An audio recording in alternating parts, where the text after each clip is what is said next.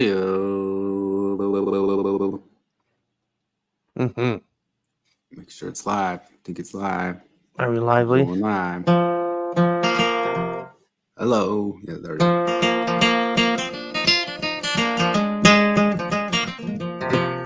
Been learning an Irish. Whoa. Yeah. Going. Hey. Schmancy Irish jig. Where is this thing I want? People are piling in slowly but surely. Piling in to Man. 2. Is Jared coming on? That's all. We got Jared. There's Risto. Got Vernon T. Waldrop. Kevin's coming around, but he's still having mic issues. But maybe we popping in pretty quick. And we got Flip, who didn't do a funny name. And I'm a lifetime Chiefs fan, and I apologize. I apologize for what we've become. I didn't. Well, what was wrong with it? Oh, it's just embarrassing to be part of. Your team is part of that whole media circus load of crap going on. But now the team's fine. I like Andy Reid. Yeah. I like the memes coming out of that thing where he yelled at him. That was funny. Jesus wants me for a son. That's definitely the winner. That one cracks me up. Or else it's people screaming at him saying, she's gonna dump me if we don't win, type stuff. But I don't know. You watched it, right? I am a lifetime Chiefs fan, and I left at halftime and didn't keep watching. Just walked my doggy instead. I mean, it turned into a good game. The first half was not great. It was defenses ruled, but it just took one good drive, or I guess 2 good drives, and Mahomes' magic happened. But yeah, it was a solid game. That's all you can hope for. I just changed my name. I'm totally indifferent. I came to football fandom so late in life that I don't have any kind of sentimental attachment to any team, so I just want to see a good game. And I just follow the tactics and some of the players and shit, but shit my team. I don't know. Maybe I'm just in love with my sadness because I loved the Chiefs when I was when they were the underdogs and they lost every year, just like the Jazz. They were like the Jazz for 30 years. And I would have gone for the Lions. I like that quarterback from the 49ers too, the Utah State kid who's all humble. I was kind of hoping that he'd beat the whole circus, even though that was technically my team. I guess I'm supposed to say it's my team. The Peterson guy that was the running back for the Vikings. Jamal Peterson. What was it? I don't think so. But because it was weird because he was really tall, but he's just kind of weirdly festive. Because didn't his career? Did he have an ignominious end? I don't remember. He had a a wife beating incident. You're thinking of Oh, I forget his name. Running. Aaron battling Billy Peterson. No, Adrian Peterson. Yeah, because he was just fun to watch when he was playing well. Yeah, he was really good. Wife beating incident. The NFL. Shut up. Yeah, somewhere along the line that happened. Somewhere with 1 or 2 of them. We got echo now. We do. Kevin's the echo king. Now he's got it set on. No, yeah, he's got it set on the speakers playing on his computer. Now it's back. No, he's got it set on Pink Floyd mode right now. Yeah, it echoes through you, Kevin, if we put you on. If you're hearing us now. If you got headphones, it'll turn off. Or we can all just start playing guitar and he can sing. We could do the... Oh, you know, you're just another brick in the wall. I don't know. The internet delay. That's their only song that I know. Are there other ones better than that? Because I don't like that one. That's the only Floyd you know? Yep. You should listen to some Floyd. I came to Floyd late in life. I Wish You Were Here, right? Yeah. I don't think so. Yeah. I mean, not by name. I might know what it sounds like. It's got capo on, but...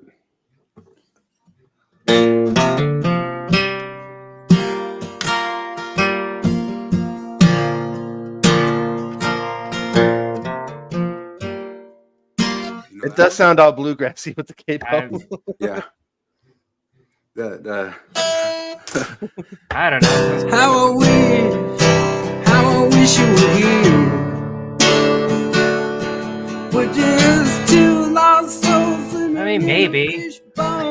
No, so I mean, that is the thing with Pink Floyd is that, like, for the most part, like, they really made albums more than they made songs. Like, you know, like it's a little bit weird to think about like Dark Side as like, you know, I mean, I know it's songs, but like that's one of those albums like you sit down and listen to Dark Side. You know, like that's just something you do. Like Pink Floyd albums are records in the classical sense. Money, but it's all a piece. There's still one hits. There's Money. There's Comfortably Numb. Have a Cigar. Comfortably Numb, and then Have a Cigar is great. But you know what's crazy about Have a Cigar is that the guy singing lead is just a hired gun. He's just some studio guy they hired. Yeah, because like Roger Waters didn't think he was up to it. I guess he regretted it later, but like. Guy did great, obviously. Didn't hurt the song any. I like the 23-minute cut of Echoes that they went and filmed in Pompeii. Wow. The other fun thing is in the song on Dark Side, I forget what it's called, but the one with the lady just going all over. That's kind of a fun story because like she was also just hired lady. They just hired a lady. And also like it's a white English woman. Just kind of I don't know, but they're just like, hey, no, like just improvise, just go crazy, and they paid her $300 for a day of going crazy, and you know, like apparently she was like, oh, sorry guys, that was a little too much. They're like, no, do that, we love that, keep that up, and then you know later on the song became a gigantic hit, and she was able to sue for 1/3 of songwriting credit, you know, afterward because she improvised the piece, like, and so it's like that's an original contribution, and so she ended up making a packet. Of, you know, she got like a little, you know, a nickel out of every, you know, dollar of Dark Side money, whatever, however it works. Well, they had a bunch of hits. I mean, maybe just like in the 80s and early 90s, those were still all over the radio. But I mean, it is weird. It's hard to think of a band that had dropped off more, like because the stuff in the 90s is just on. Completely. Yeah, it wasn't. They didn't really hit. And then, yeah, like I mean, everything they've done. Just David Gilmour, you know. Yeah. At that point, is it still? I mean, it's almost the same question we have with all these other IPs. If the band David Gilmour wasn't an original member, although David Gilmour was great, but at some point or another, he'd totally taken over the band, and you know, it's the ship of Theseus situation. Well, no, that means your band. The first time I saw your band, it was this the band, the name it is now was this band, but before that it was that band, but with a different name. And it was girl-led power pop. Yeah. Like synth. Yeah. And now you're doing Irish jigs. Yeah. Irish jigs. And we took an Erasure song and made it country. That's what we're doing. But, yeah, we did what's that? White Flag by Dido, but like a punk version. Nice. Yeah, I mean, there's always Ship of Theseus stuff, but it's even worse. Like if they bring out like, I don't know, the Intersectionality Brigade and tell us it's the Beatles, but that's what they do with movies and TV shows. They're way more wanting to do it with that stuff than they are with. Like I was saying it about the new season of True Detective. Totally different showrunner, totally different director, totally different place, totally different concept. Now there's ghosts, I guess.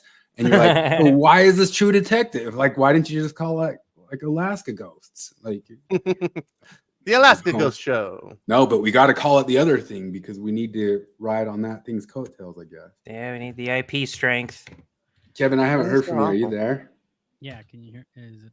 Oh, it's super light on the. You're pretty quiet.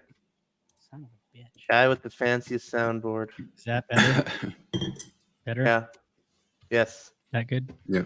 A little bit, yeah. Can I get a little more in my monitor? A little less guitar. Yeah. Yeah. Is that better? Yeah. Did any of you guys like the Super Bowl ads? Were you mesmerized by Super Bowl ads? Did you buy I was any annoyed. of the slop or the? I'll be honest. I don't think I've watched the last 5 Super Bowls. You didn't watch any of it? For the last 5 days, I've been over at Planned Parenthood washing feet. I have to say, like, only people that they think that you can like those are the only people they ever think of Christians being nice to are like gay people and abortionists. But the say, like, if you were to put Adolf Hitler in one of those things where he's getting his feet washed by Jesus, because that's you got to take the story to its logical conclusion. They're like, well, no, Not him. Everyone. Okay, everyone. Yeah, that commercial stunk, but they all stunk. That's the only they're time all I really watch bad. commercials anymore is when I catch some Super Bowl. That's the only time I get stuck watching any commercials. I am a little Modern era. annoyed because like a lot of the streaming things, like Paramount Plus and stuff, that started out commercial free, like all of a sudden they're just fucking ads. I'm like, I'm paying for this, guys. That's the whole idea. I saw a message from Prime that they're gonna start. Well, yeah.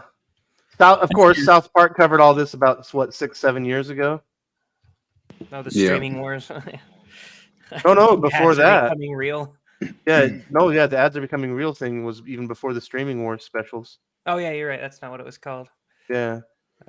So is it more embarrassing about the Swifty thing coming into my Kansas City Chiefs, or is it more embarrassing that Delin became a Chiefs fan and now I have to share something with you? Oh, Can you guys share a birthday too?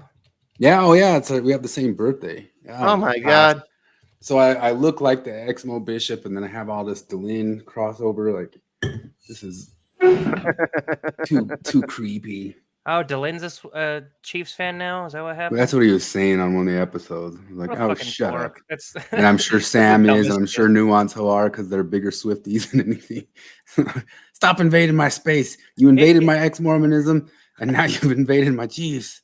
It gets funnier every single time. Like the amount of times I've heard Sam jokingly excuse Taylor Swift's carbon footprint and billionaire status. Like, I'm like, eventually, I'm like, you're not actually joking. You actually think that she's the one person that can get away with doing that immoral thing. Yeah, it's true. Don't you see how much good she's doing? I don't know. Like, I'm nice indifferent to to her Taylor fans. Swift. Like she's good at writing little hooks, and she's catchy, and she's like famously very nice to her fans. Good at writing hooks. Oh, her producers are great. Yeah, I've actually I watched not this documentary, but the last one, because like she's 30 years old, but we've already had 3 fucking documentaries about her. The last one I was watching, and I'm like, I try to give credit where it's due.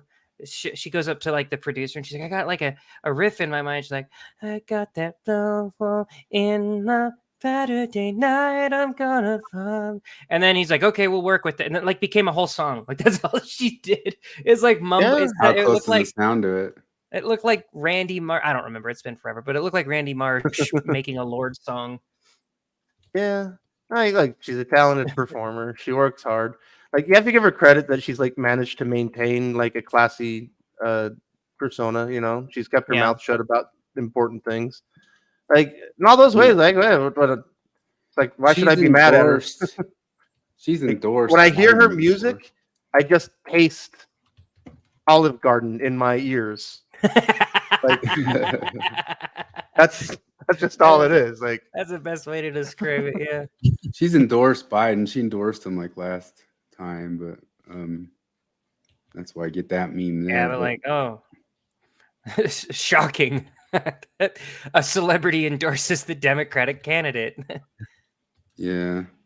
So they have this going on that the Biden administration has given green money to Travis Kelce to create a film.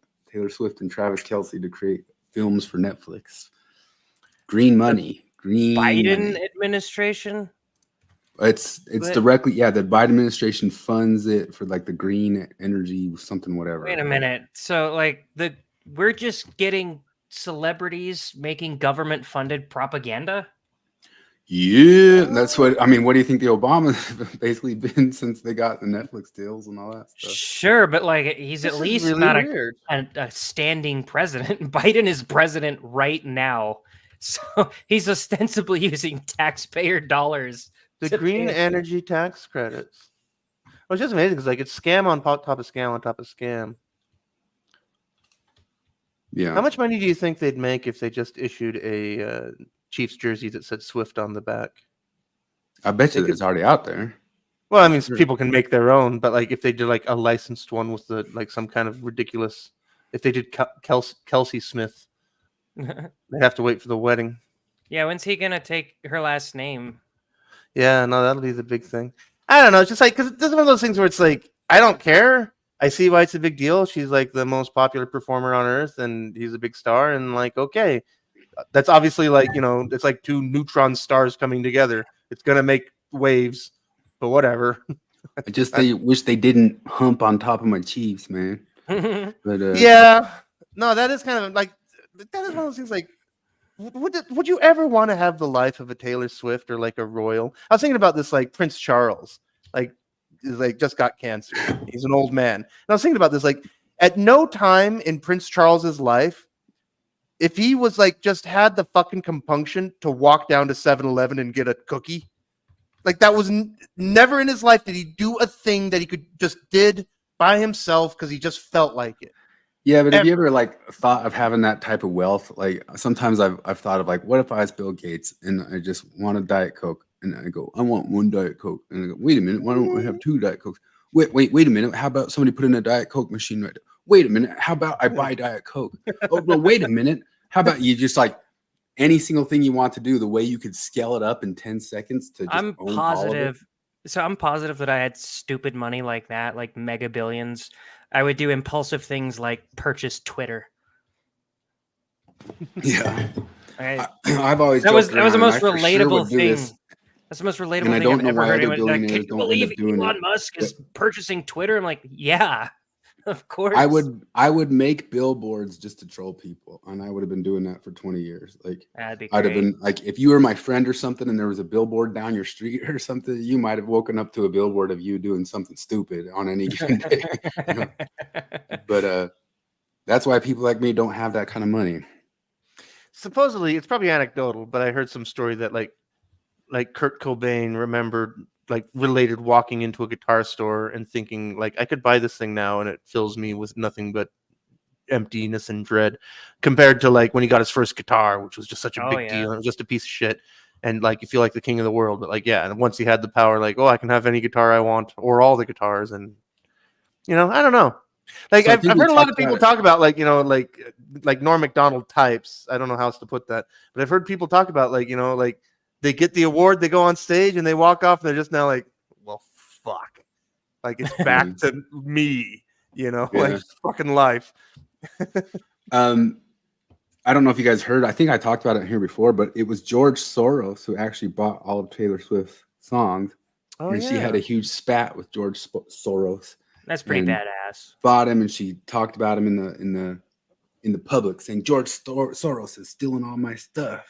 When did she start listening to Taylor Swift, to Tucker Carlson, or to Alex Jones? Yeah. Oh my God, that's she's pretty anti-Semitic. We know that the world is truly fixed when she breaks up with Travis and starts dating Tucker, and Tucker's like, no, I'm polyamorous. Look at this. Uma Abedin is marrying George Soros' son, who's taken over his stuff. Do you know who she was? Doesn't that the Hillary Clinton?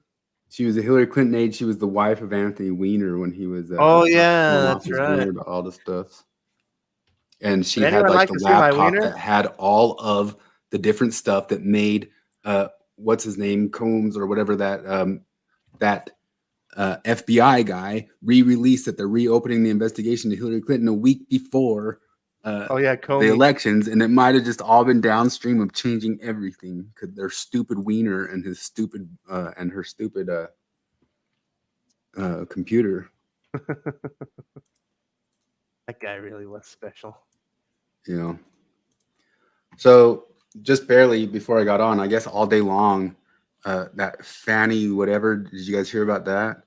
The prosecutor who was going after Trump. Oh yes, she's corrupt. She was on the stand, and on the stand made a complete fool out of herself, I guess. Oh, I didn't know any of that. I didn't watch any of it or read. They say that she might have admitted to a felony because she talked about taking money out from her campaigns and all that stuff.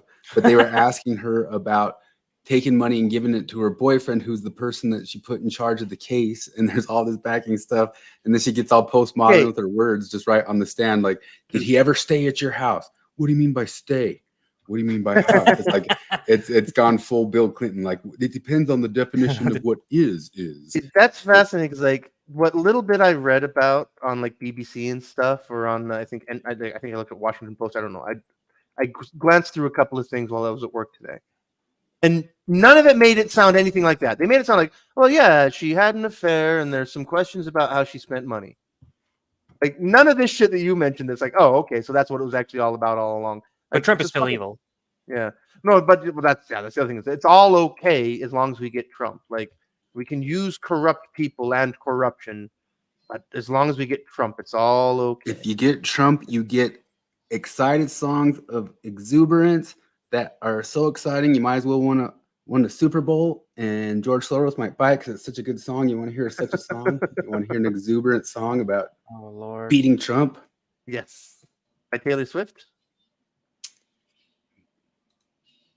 Why is there Oh, no it's sound? silence. Oh my God. I'm about to kill myself, aren't I? We can't Is that hear Jim it. Bennett?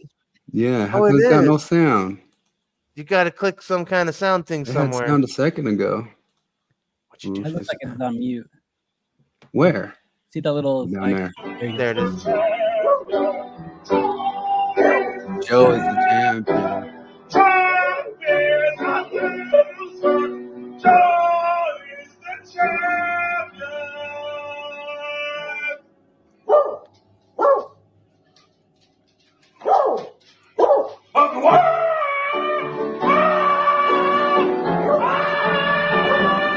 Is he fucking drunk?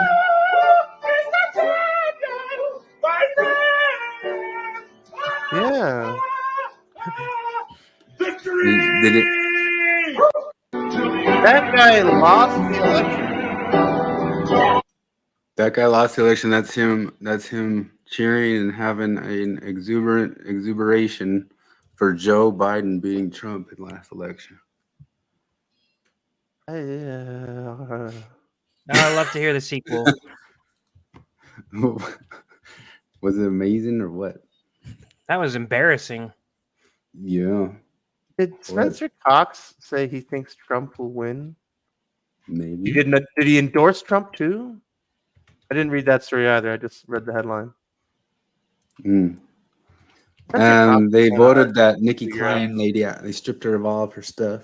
Did they? I thought they just voted to say, "Hey, yeah." Oh, that's right. No, they did. She hasn't strip her of all her resigned stuff. yet, and she hasn't gone out. But Well, so here's the thing: has anybody confirmed?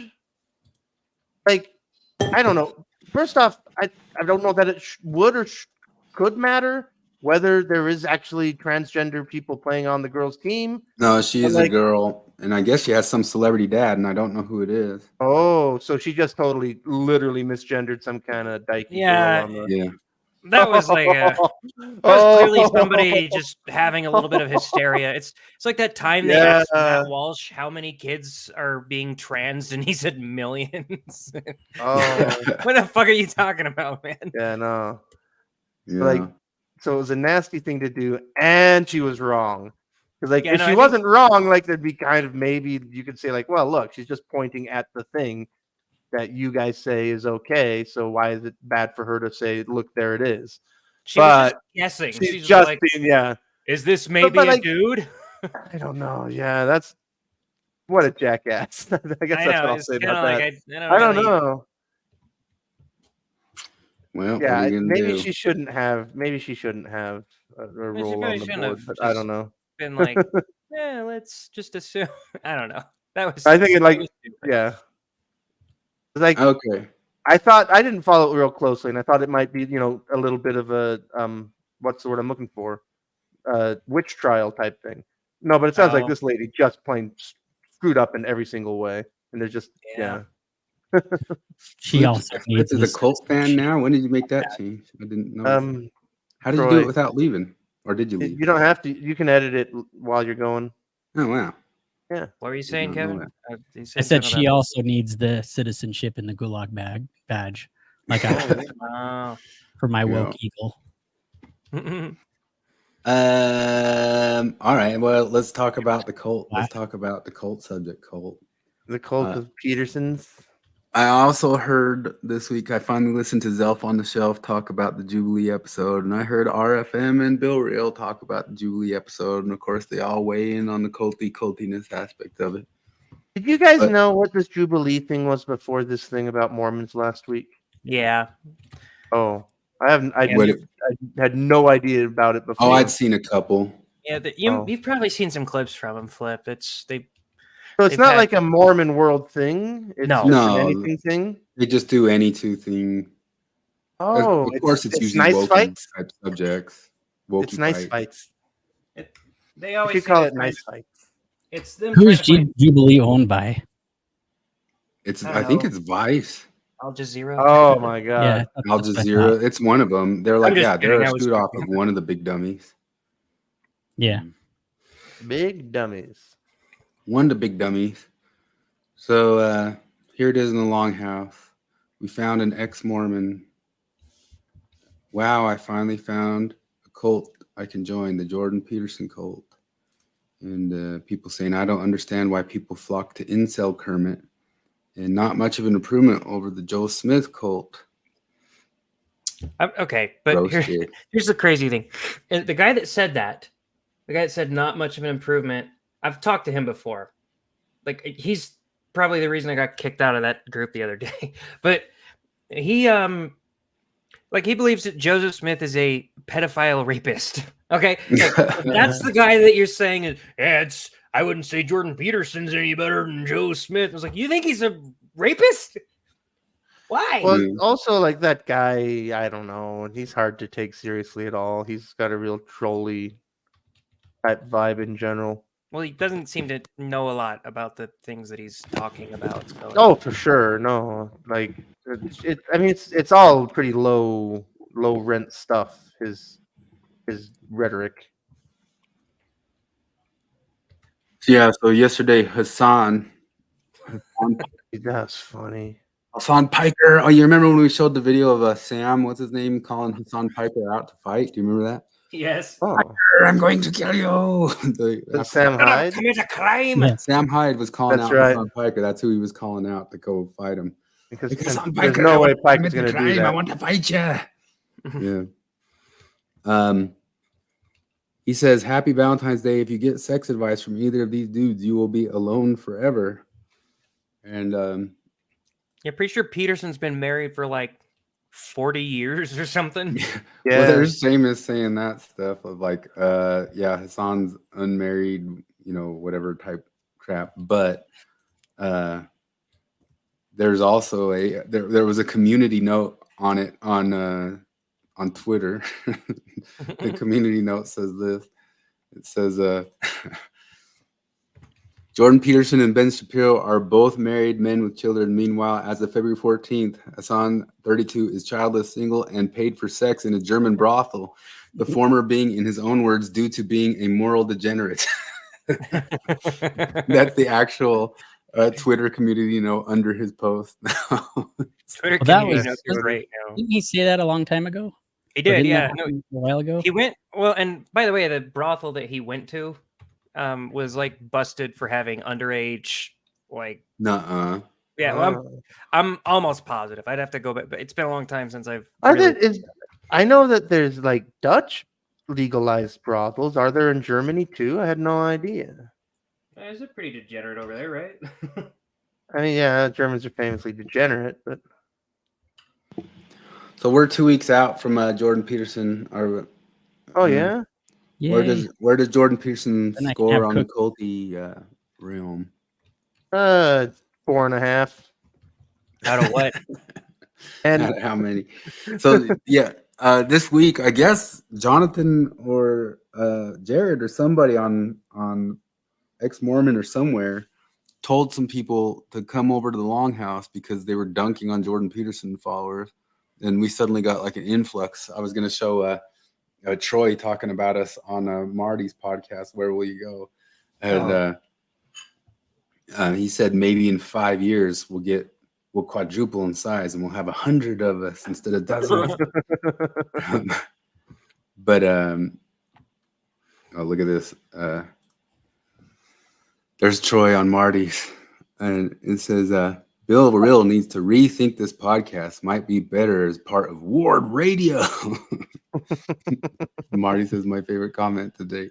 She's saying wrong things. Yeah. Let me find let's see if I can find when Troy said that in the episode there. Where is it? No. It's hard to find Marty's video all the time. Well, shit. Well, shit. What did Seamus say back to? Did we read that? Oh, I can't remember exactly what it was, but that's Seamus from Freedom Tunes who's answering it Yeah. right there. Oh, that's right. Hassan is a conventionally attractive and very wealthy man who hasn't found a way to translate that into relationship success. And Ben Shapiro and Jordan Peterson are two nerds who were able to get women to marry and have children with them. I'll let you decide who has more insight. I love how Jordan Peterson is so often like branded as the incel king and shit like that, and like a sexist. And I've listened to a lot of Jordan Peterson. I've read a lot of Jordan Peterson, and anytime he mentions your wife, it's always, you want a woman who is strong. You want a woman who will challenge you, who will like push against you, will tell you when you're messing up. Like he is not saying you want a meek housewife who just does everything you say. Like it's a myth. This patriarchal desire to have some passive sex machine incubator. Nobody wants that. At least nobody prominent. It's the iron law of woke projection. Well, how many Mormon That's women what's do you really know going like on, because that's what they want in men. they want weakness, and they want to push over, and they want free sex, and they want all the things they want. Yeah. And they don't want to deal with men. I'm trying to count on one hand probably how many Mormon women I've met in my entire life who fit that description. Yeah, because I see so many ex-Mormons be like, they taught me to be just this submissive non-entity in my marriage. No, they did not. And that's not what you ever were in your marriage. I promise you. Here's the other great irony about all this is because like they all talk about this shit, and then things I know because I'm friends with some of these people, and they tell me things, and some of these women that are like, oh, it was so patriarchal. They also tell me about how like they like to be tied up during sex. And so like I just don't know what to do with that. Like I'm glad I don't have your psychology. I wouldn't know how to live with that kind of cognitive dissonance going on in my life. But that's the reality of like a lot of these people. Like, well, I want to get into some of that because I got some Helfer stuff coming up. Oh yeah, and like that thing's like because these Helfer types like somebody bought 50 Shades of Grey. A lot of people bought that shit. Well, I think even Twilight, the whole concept of Twilight is that guy who wants to destroy her and just doesn't, but he wants to destroy her, you know. And yeah, but like Twilight is like Britney Spears records, where like she sold 1 billion of them, but you don't know anybody who's like has one. Yeah, like right. Like, and that's the thing. It's like, and we know that women bought 50 Shades of Grey, and we know because feminist housewives talked about it a lot. A lot of those women bought that shit.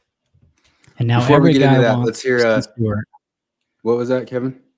I said, and now every guy wants Kristen Stewart. Oh yeah. Oh my god. Oh yeah. Does she know what gay is? We'll pull that up. Let's real quick just listen to Troy's prediction. Let's listen to Troy's prediction, then we'll move to that. Okay. Here it comes. Yeah, as far as the podcasting space, the Mormon space, I think it'll still be around. There'll still be a need for it, but I bet it's I don't know. Actually, I bet it continues to diversify. That's what seems to happen, is that people just keep finding more and more of their little kind of cliques or areas. You know, I hang out with the Porch Time guys, and there must be dozens of us, right? That's the whole group. There's like maybe 20, 30 of guys who are kind of in that. Where's Porch Time in 5 years?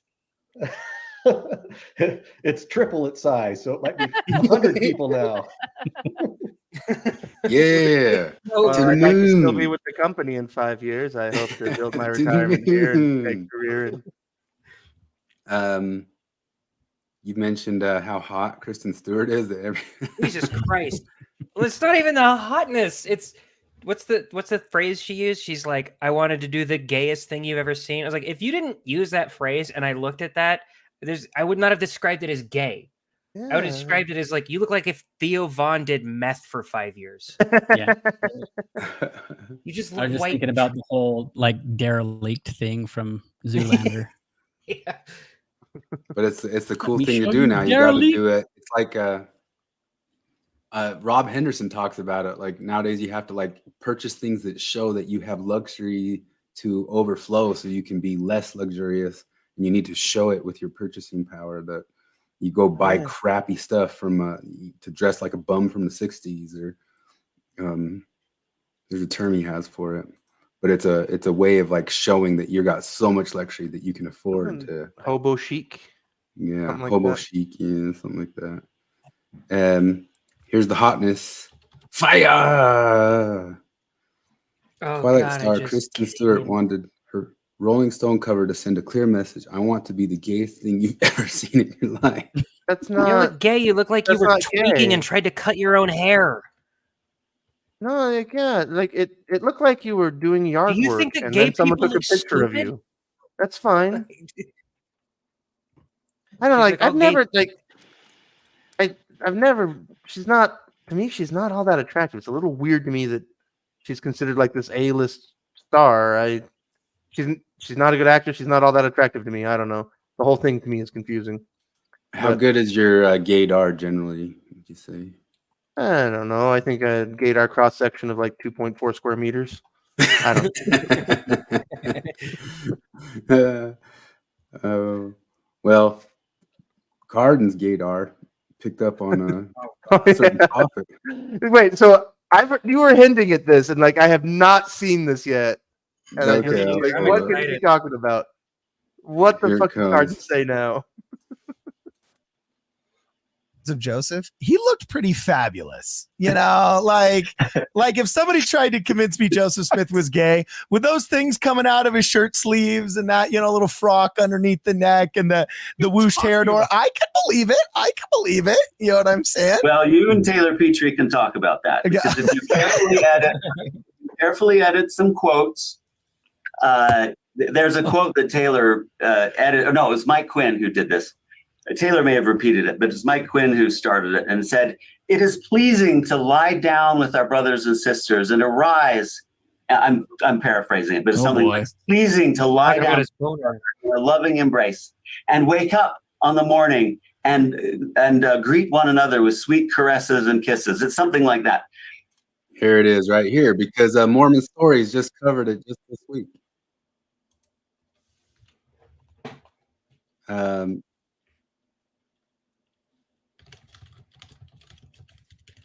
That is, I don't know if these guys were talking. Well, they were talking about it through the whole thing. They did a whole episode on the homosexuality of John C. Bennett and Joseph Smith. And this is the quote that they were talking about.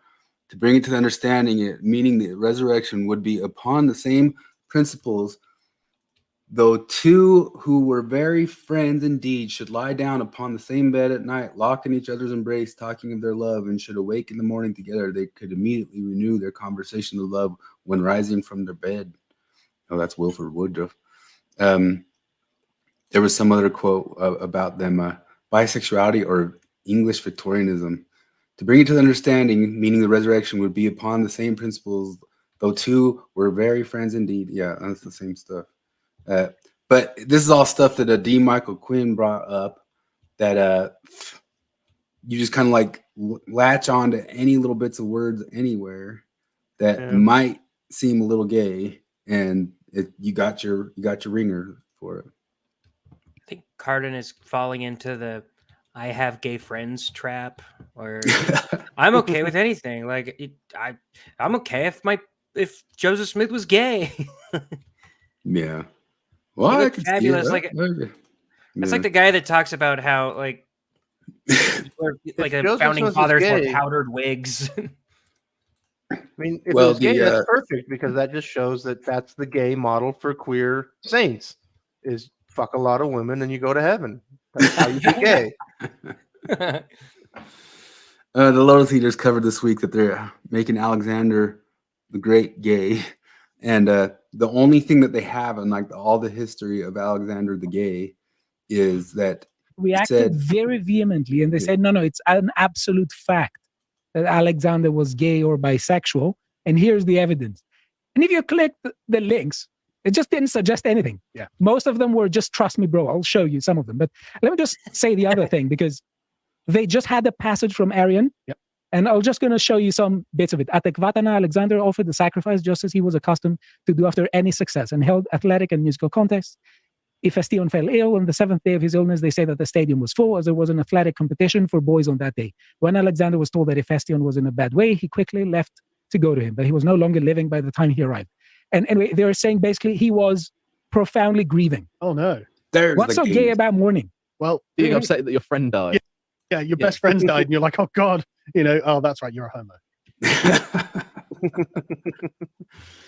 This is the extent of the stuff that they do to try to like make and that's what that whole episode of Mormon Stories was, just every little possible maybe here, and that's what D. Michael Quinn had done in a bunch of his books too. And like that guy said, Petrie pulls that stuff up all the time too. Anything you could maybe possibly tweak. Like, I thought, like, again, back in the 90s, I thought we just came to like, you know what? It's just a thing. People can't choose it. As long as they're consenting adults, whatever, it doesn't matter. Why does it matter to anybody? I thought the whole point is it doesn't matter. So then it doesn't matter. This is a video by Metatron. He's a really good historian dude. And he has this also choose to misrepresent not only historical events, but entire cultures and people, say for example, ancient Greece, in order to be able to push their own ideologies, backing them up historically. This is the case, for instance, of this page, far from being the only one, which is clearly trying to use the framework of Greco-Roman civilization as a historical example of a gay social paradise. Obviously, this is done with the intent of normalizing same-sex relationships in the mind of modern people, but it's far from being the professionally conducted comprehensive analysis that you would need to do that. This is biased, incompetent, shoddy work. Now, before I start this, which is what Dan McClellan does. I'll share that in the link because everybody should watch that whole video of like the way that stuff's been bastardized in history, and they're just gonna keep on doing it. Yeah, it's all just total cherry picking stuff. But it's working on Cardon. Cardon's down with it. I just finished Brothers Karamazov after 2.5 years. So, there's a male Kithy in it. There's tons of like affection like displayed between like the brothers and stuff like that. It's just like, I don't know. I wonder how many, I wonder how much of this. Yeah. I mean, well, yeah, I don't know. I don't think much of this kind of stuff is getting read in college anymore. It's all, unless, it's with the idea of trying to find that, which can support. Well, we've already watched Dan McClellan be the nitpickiest nitpicker on the planet with everybody, but as soon as anything affirms that, it is loosey-goosey. Like, it's just, there's a tangential possible reading to make that the reading, and that will be the reading according to his negotiations. Negotiations of Dan. Here, that's why I made this. Joseph might have been a same-sex attracted. Cardon and Mormon Stories. We're seeing eye to eye. Who would have thought Jubilee would have brought them together like that? Man, amazing stuff. So I kind of wanted to talk about, how I told you that one ex-bishop went on Mormon book reviews and talked about the rapes? Mm-hmm. Which bishop was this? Not the recent one that we've been kind of following. Minnesota guy, the public resigner. Yeah, I shall pull it up right now. Oops, I forgot to use this week. Mormon crap this week. Bum bum bum bum bum. You've got bumper cards or whatever they're called. Yeah, I've got bumper cards. That's what Jonathan helped us make there for a couple of. I don't know if that's the right name for those. I think I might have just made that up. That's a good enough name, I think. Present. I invented a new thing. It's called bumper cards. Bumper cardons. Bumper cardons. Even better. It's loud. Right. Bumper cardons. Bumper cardon. Bumper cardon. No, just some marzipan cake, please.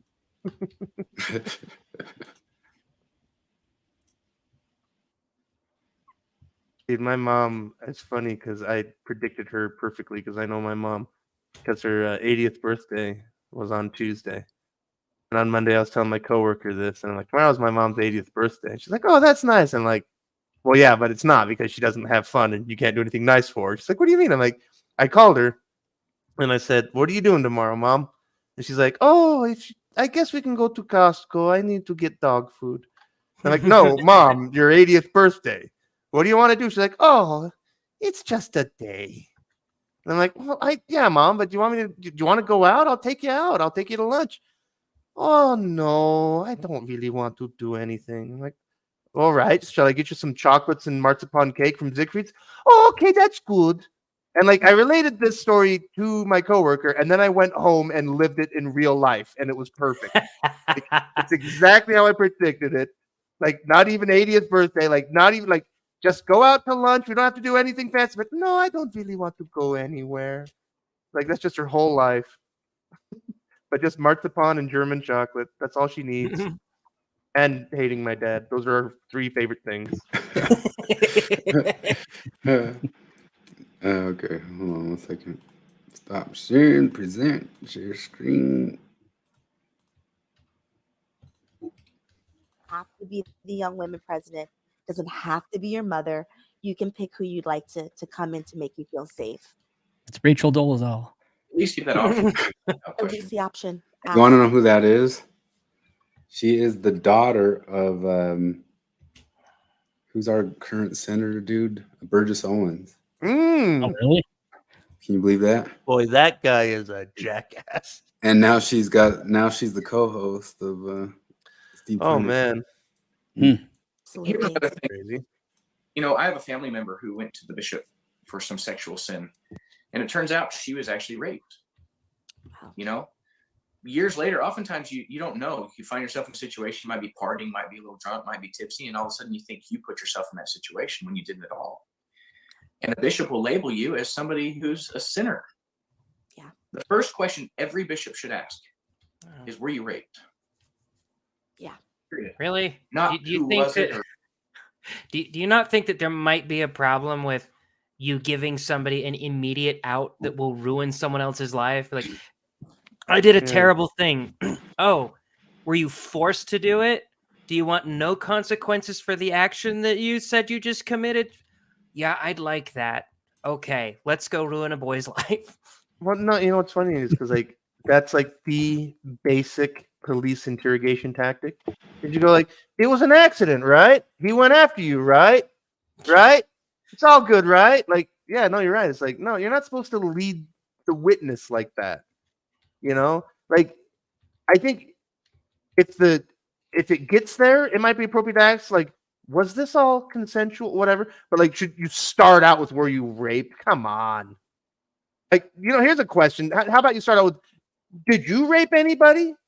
Like, what was your role in this? Just to be certain. Like, you were just minding your own business, right? You were walking down the street, walking your dog, and then you ended up having sex with a boy. That's what happened? Like, come on.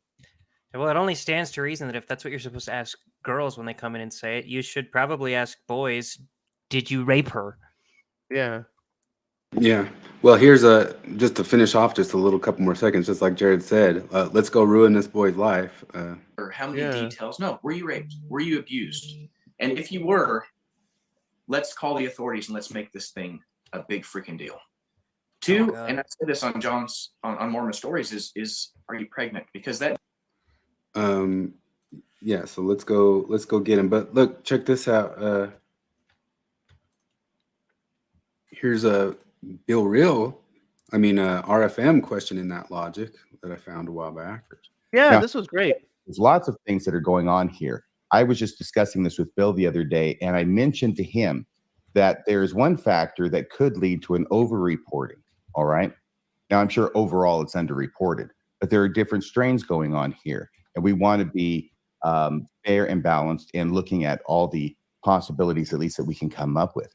And one of them is this: is that within a culture that has a strict law of chastity, whether it's Mormon or other, if there are two people, let's say it's a boy and a girl, a man and a woman, who have sex outside of marriage, which they both know is a violation of the law of chastity, and it comes to light. Somehow people find out about it. Somehow the girl's parents find out about it.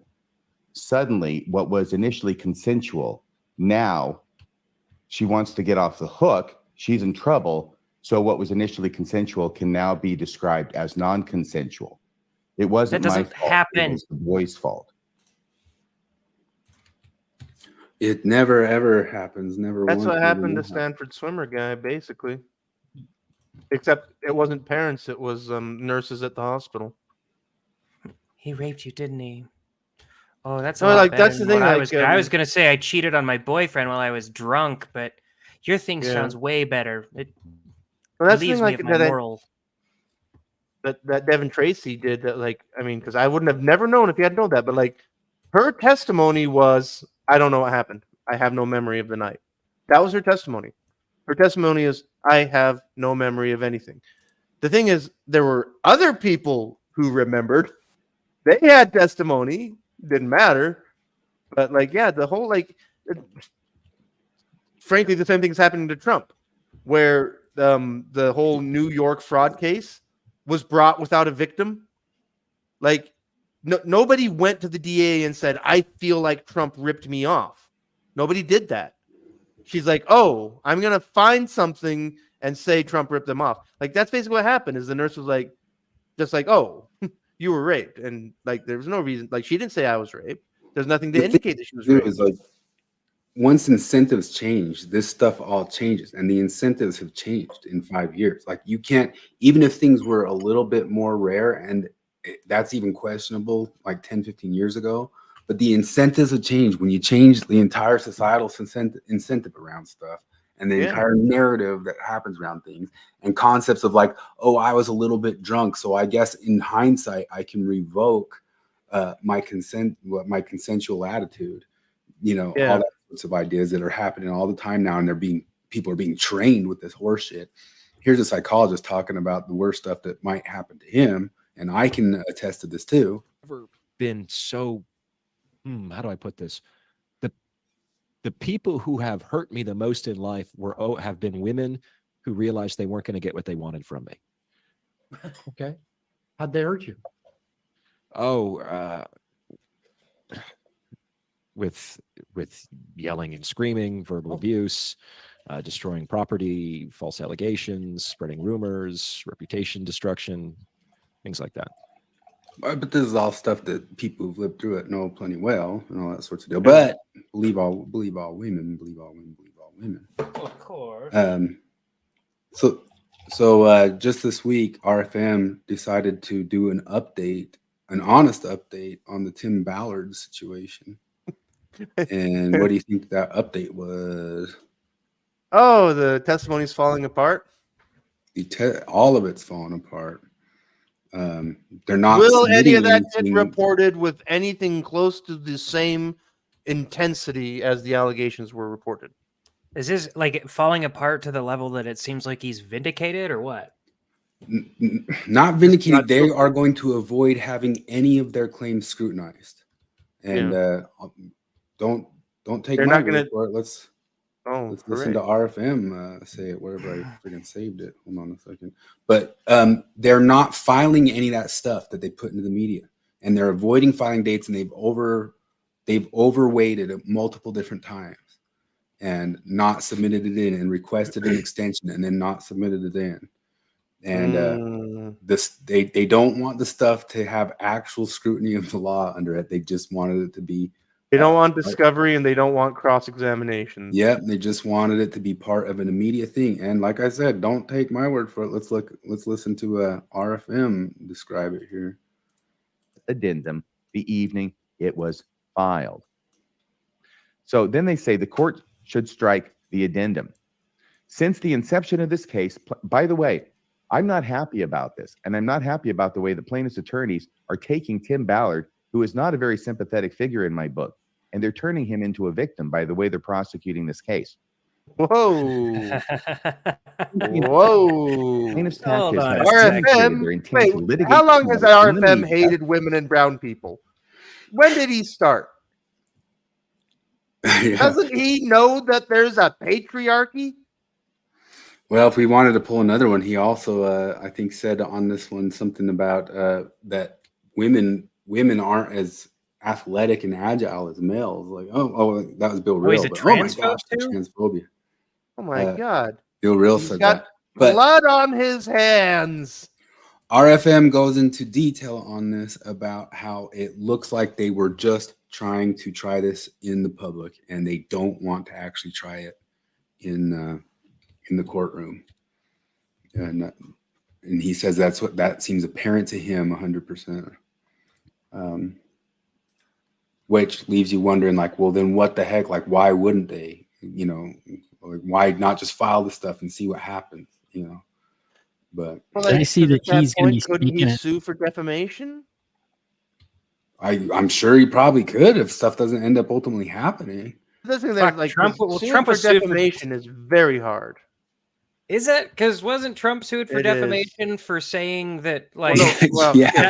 that lady's crazy who? Yeah, but you have to have a weaponized court system on the side Yeah, to I get guess anything so. out of that.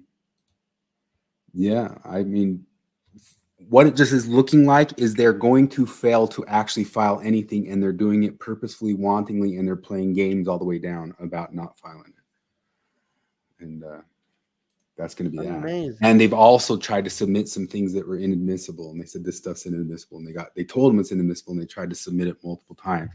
And the way RFM reads it is like, you guys are playing games that when this stuff starts happening, we've seen these games, we know what these games are.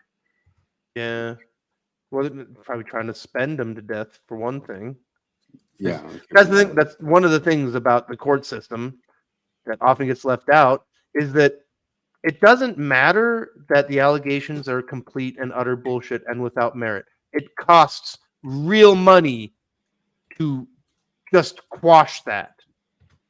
Like, you don't get to just walk, like, you don't just get to walk away because there's no merit to the case. You still lose a lot of time and money. Yeah. So if you want something where stuff gets kind of trippy with this is, as I told you guys, I'm going to pull it up right here and just show it to you. When it comes to allegations and believing all women and stuff getting tried in the media and tattling on people and all that sorts of stuff. Nuance Ho has lived through and what says she's got dirt on Cardon. Oh yeah. You know, that's okay. So that's such a dumb, irritating thing to do. Like, if you have dirt and you're planning on spilling it, just do it, I guess. Like, Yeah, but don't save it for this- like a late. I've got it coming in a big expose Yeah. that will get my. this is channel gonna be plenty of big. views. Everybody watch and donate to my 501c. But she's not mincing her words about a claim here, and I would get to a level of saying, like, if you're going to drop claims like this, well, listen to it. yeah, dude. So like I just cannot say enough bad things about Cardon Ellis, to be honest. And Word Radio, I have talked to a few people this weekend and got some info about his personal life and some of the claims that he has made about other people's personal lives, and to prop up his arguments that are just wholesale false bullshit. And now we are rallying together to make sure that he gets exposed. So that's fun. I have too many people on my list. I have to finish my Tim Ballard documentary, and then I have to get Nick Sales completely, to take accountability and atone for. He's another pro-Mormon podcaster, Nick Sales. So he's sexually assaulted allegedly about 20 women. I'm going to interview a couple of them. So I got Tim Ballard, Sean Reyes, the Attorney General, Nick Sales, and now Cardon Ellis. It's too much. What's But the of course, Sean Reyes thing? Is Sean that Reyes the... is just the, I don't think I can't remember if he was involved in the stings at all, but his is more just financial stuff. He's the DA guy and like financial involvement with Ballard. But the way she lumps in Cardon right there, Sounds like you got some pretty fat allegations there, don't you? I know you're lumping them in with the sex offenders. That's a big deal. And you got them from talking to some people online and all that sort of stuff. Wow, that's an amazing allegation. I don't know. Well, I guess we'll see. That seems extremely irresponsible. You got hearsay. Like, did you see anything? Have you got any receipts, as the kids say? Well, you got the court of public opinion out there, I suppose. Yeah. And, What else could you possibly need? Yeah, that's all that's necessary, right? Oh yeah. I don't know. Anyway, if Cardon went or whoever those women are could have gone and talked to that bishop, they could have been asked very quickly if they'd been raped, and then they could have gone and attacked Cardon and taken him down, and we could be watching an entire load of crap. Look at this. The Midnight Mormons are streaming live right now, and they supposedly got somebody from Monday Nitro WCW on. What do those words mean?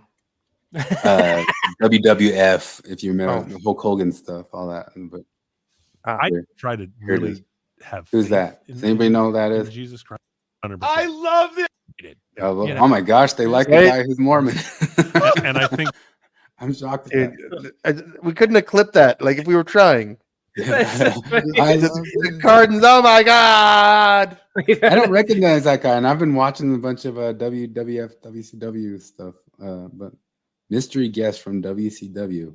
I want to contract that hooray, I love you with him poo-pooing linguists that say there's no Semitic origin to any Mesoamerican language family. Their geek out sessions are just fucking hilarious. It's like there's a peninsula in South Africa that's called Nahum. Oh! Someone found an M on a boulder in I don't know where, freaking guys. Tabasco. Hear me out. Hear me out. Could it be Moroni? Oh my God! We were looking at making some, or Jonathan's making all the best memes with that stuff. Oh yeah, no, John, he's got a good pet AI going. I'll hope a couple anyway. Hold on a second. Earlier, I probably shouldn't even tell this joke, but like, what if we did like a Dave Chappelle style skit where the patriarchy negotiates with feminism? It's like, you guys can have women don't lie about rape, but women only get hit who had it coming. Like, just start trading. Like, yeah, just that kind of thing. Like, that's the meme I want to but you got to find whatever is the most bland YouTube channel that is pro Mormon, or the most just kind of tangential thing that you found that might possibly maybe be something that might have been in the Book of Mormon, or some celebrity shook a hand or kind of winked at a Mormon at a missionary when they were walking by, oh my God. That's 90% of that channel over there is just geek the heck out for anything even remotely kind of on their side. I really wonder, they can't be making money on that. Do you think? Oh, that's right. The church is paying them. How do you feel about that, Kevin? You're tithing dollars to Cardon and your tax dollars to bomb Russians. Which one's worse, bombing Russians or money to Cardon? Would you rather fund another foreign war? Okay, here's the thing, though. Here's the thing. We WCW guy once was a Mormon, or pay for more steak and avocado for Kwaku. Empathy King taught us twice on 2 wrestling matches. No, Empathy King taught us that we can't be mean to Cardon because we found out he has leukemia. Can't be mean. Oh, that's right. He apologized. I'm sorry. I would never say anything bad about somebody with cancer. You were immune. Cardon, would you trade leukemia for gay? That's a That's what Jonathan made these memes. Tears and sadness make you immune to criticism or ridicule. Yeah. I was kind of trying to get one to go, and just because it was showing the juxtapose, Jonathan made this picture, but I started here's Down H. Oaks giving a formal syllogism about Valentine's Day. Today is Valentine's Day too. Nowhere in the scriptures does it say you shouldn't be my Valentine.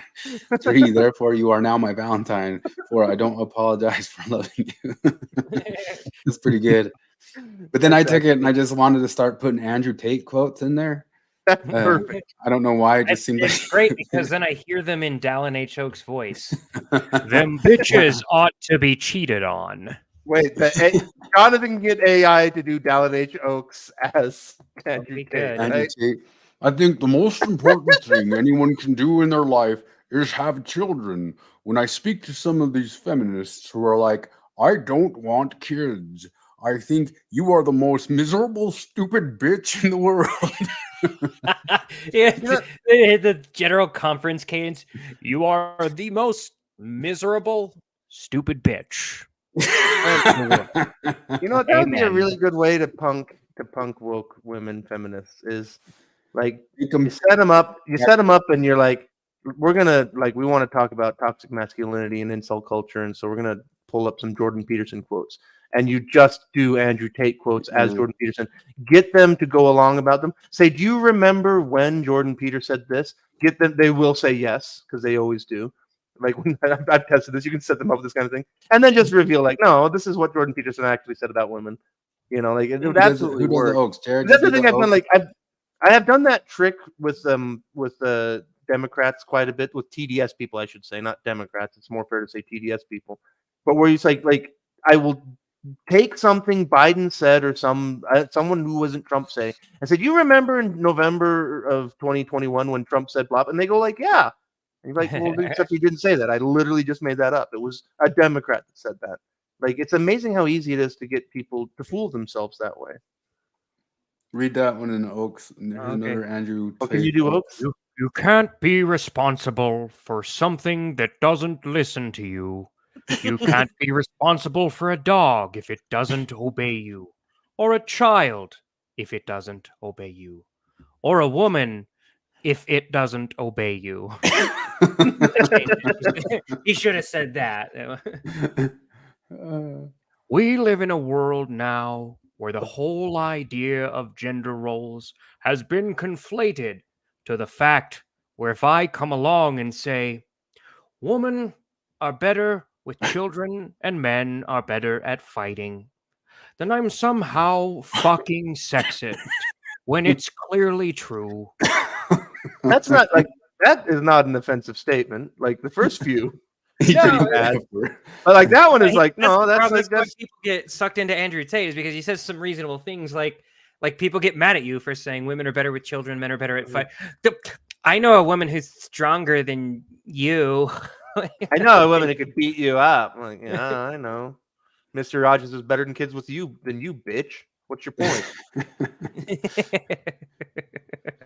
There's Jim Bennett on Ward Radio. Whoopee! Jim Bennett talking about Ward Radio. Ooh. Shit. He about to call us racist. Ward Radio has a more racially diverse cast than Mormon Stories. Ward Radio rejects intersectionality, so that doesn't matter anyway. Ward Radio is trending on Jubilee. Here's some hot AI. Oh God! Why Have does you ever seen Kwaku look like an infant? Is Delin supposed to that's supposed to be Delin or It looks like it's Delin, and they just forgot to put eyebrows on him, Like so Bill 80s Real sitcom edited guy it doing in like Microsoft Paint or something. Like, I can't if tell I if ever Kwaku get looks trans cancer, there. if I ever get cancer, I'm gonna fly to Texas. I'm gonna get Jonathan to be my doctor. Because if he has this much attention to detail to trolling Mormon bullshit, then I know that he's a really good goddamn radiological pathologist, whatever the fuck it is he does. Like, I hope I get bone cancer so that I can experience Jonathan's professionalism and not just his silliness. Hey, I hate the Cardon, fact that I'm have you hooked up with Jonathan? Maybe he knows something about leukemia. I hate the fact that I'm a straight white male. We have that one on. Jared has that one on a speed dial. Oh yeah, Lynn's saying that it's one. always available. Oh yeah. Memesy time. Here's Dan. I hate that the Bible doesn't explicitly tell people to vote Democrat, forcing me to negotiate that crap into it anytime a culture war issue doesn't go the right way. That's good. Somebody needs to get. I want to know that Dad sees these. There's just Cardon. Cardons don't like. I don't know if you saw that AI that you didn't immediately know that was Cardon on each time. Like you can see the Dan in that. Oh yeah. Immediately. Yeah. Jonathan Street. I hate the fact that I refuse to register the 501c3 charity, so my online bloviation isn't considered inherently moral. Simply because it's technically a charity for taxpayers. I don't know what it's supposed to show. Sorry if I wasn't supposed to show that one. It's too funny. That was the best one. Here's a dunk it on me one. Oh, goodness. I hate the fact that I have more discipline than most Mormons, and yet they will have more people at their funeral than me.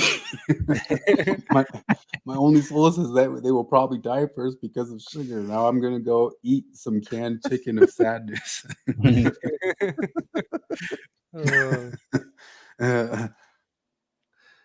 I think it's like in Futurama, you know, like they have the joke about like they just eat bachelor chow. It's just a big bag of bachelor chow. Like, Chris would be perfectly fine in that world. He'd just be like, oh. You remember from Penn and Teller from Bullshit? He made a human chow, dog chow, like for humans. It's just human chow, so you don't have to think about what you eat. There's Jared. I hate the fact that ex-Mormons make me defend the church more than I ever thought I would have to. Why can't I just enjoy a quiet life of apostasy? I had the same thought about Trump. Like, oh yeah. As I felt myself defending Trump more and more, because I thought he was a joke when he first started running, and then people started being unfair to it. But the same thing happened to the church, like when they would start like, "Wow, Joseph Smith is a pedophile." Like, well, no, you sound stupid when you're not fair in your criticisms. You know what's funny is like because John Larson, that was one thing I remember him saying that like like it feels like so long ago, and it feels like the ex-Mormon online world was so different. But I remember John Larson saying like, you guys need to drop it with the pedophile stuff. It just doesn't apply in this situation, you know. And I remember I was on that show, and I remember commenting like, it's so creepy that even though there's so much in the record that you can use to indict Joseph Smith, that they have to make shit up, which is like the same thing I have with Trump, where it's like, no, look, there's plenty in his real life that you can point at. Like, you don't need to literally make shit up, but that's how bad it is. But like, and it's also how far things are gone. John Larson made the point you did. Like, no, the pedophilia shit, Joseph Smith was a pedophile. No, he wasn't. Like, there's plenty of creepiness there, but you don't need to. Would it be pederasty? I mean, hebephilia, but the thing is, frankly, only like what? There's Fanny was the 14-year-old, right? There wasn't. Fanny was 16. Helen Mar Kimball was 14. That was the 14-year-old, but like, and Helen Mar Kimball was the outlier, right? There wasn't like if you. Wait, has somebody plotted the age of Joseph Smith's wives on a bell curve? Oh yeah, for sure. Do we have that? They did, and Don Bradley showed that most of them were pregnant. So why? That's gross. Why would he want? I know. Don Bradley's claim. Well, no, look, we know why. Nobody would have sex with a pregnant woman. He was gay, but God said gay men need to marry women, and he was just doing his damn duty. I remember Brian Hales explained that, like, well, a lot of them were old, which ew, and pregnant. Ugh. Nobody would have sex with an older pregnant woman. He described that on Ward Radio. Like, showed like the pictures of them. Like, these are the women he married. Like, look, they're all pregnant. Gross. Well, Quakey's done that shit too. Or Don Bradley, yeah. Jared, you gonna watch the Wikipedia videos? has a whole infographic on their age. Whoa! What videos? Wikipedia on. So No, but this is the thing with we have the fight coming up with Jacob Isbell versus Jacob Hansen about who's right. Is all that a Brighamite lie, or did Joseph actually do the polygamy? And I never thought 20 years ago we'd see like the mainstream Mormoners fighting to keep the idea of Joseph polygamous as true, and the splinters saying that no, it's not true. But I guess it'll be decided by a wrestling match. Flip says, I hate the fact that I have to mansplain how sexist feminism is and how patriarchy is just another Satan figure set up to take the blame for people who want no accountability for their malevolence. I've never said that, but I agree with that guy. It sounds Jordan Peterson-y. That's a little more Jordan Peterson-y than Flip sounds on an average day. Then we have Kevin. I hate the fact that I'm the best looking guy on the porch and I have a life of happiness and stability, and yet I appear less frequently on the show. Oh, wait, that's because I have a life. I don't know why you gotta be a dick to us, Kevin. Yeah. Like, it's not cool. I thought he was going to say rubbing something it about in. the fucking microphone always being shitty. Wait, you should start your own podcast called Show Me Your Deck. Show me your deck. Oh, yeah. We were talking about that one. I came up with a joke in the shower before I came on, but it only works if you are either speak German or are a really big band nerd. Shall we see if it works? Is it going to be about Kraftwerk? Do you ever think about how the Berlin Philharmonic I can't speak. The Berlin Philharmonic Orchestra has a guy who spends all day blowing a faggot for money?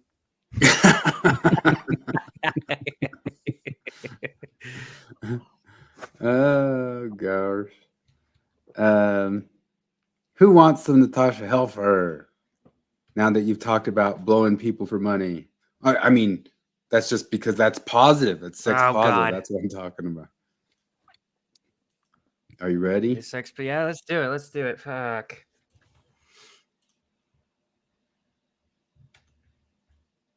Than even this country is. So why does that seem to work? I mean, I think a lot of it is comfort and what has been known and tradition. It's change. It's hard to kind of open your mind to new ways of thinking and ideas. But when I really think about it, the real reason why much of this was probably propagated hundreds, if not thousands of years ago, was property. When we started deciding that humans could own property, and especially systems, when the property goes to the father's seed, well, how do you control whose seed is whose and whose kid is whose? And so some of these systems of like monogamy and virtue monitoring and virginity monitoring, especially monitoring and controlling women's bodies, had a lot to do with what's coming out of that vagina better belong to my sperm. Mm-hmm. Do you not think that might be a little bit evolutionary? No, it was a conspiracy invented by the patriarchy. She's even almost there. She said thousands of years. Like, you think that this thing is socially conditioned for thousands of years? You don't think maybe we evolved? Maybe before we had maybe animals are cognition. Maybe certain animals are a little bit territorial. They try maybe to I own see dogs at the dog park be a bit territorial, and they don't navel gaze all day about stuff, or I don't see that some of the dogs get together and form a conspiracy to steal all the capital from the other dogs. Marxism and these general ideas are the ultimate conspiracy theories. Like all this stuff is like all the guys got together and decided that we could just start considering these things property. Here's this new concept, guys. It's gonna be weird to you. Like, hear me out. Wait, there's this word. It's property. I know you can't conceive of what I'm talking about here in your head quite yet. But what I mean here is that, like this house that you built, it's yours, you own it, and I can't have it. That's how we can oppress people. But wait a minute, I don't understand property yet. How did you? What is yours? We don't even have that word yet. There's no yours. We don't have property yet. We're just love. We're just loving stuff, man. There's not mine yet. Like you don't even realize that we had to invent other words after we invented property because yours doesn't exist yet. I love it. Like it's like when I hear people talk about laws targeting homelessness, it's like I know how we'll get them. It's illegal to have sex at the train station. That'll show them. That's some Puritan bullshit right there. But you were saying, Flip, how like every single one of these just end up turning into some sort of property thing. Anyhow, anyway.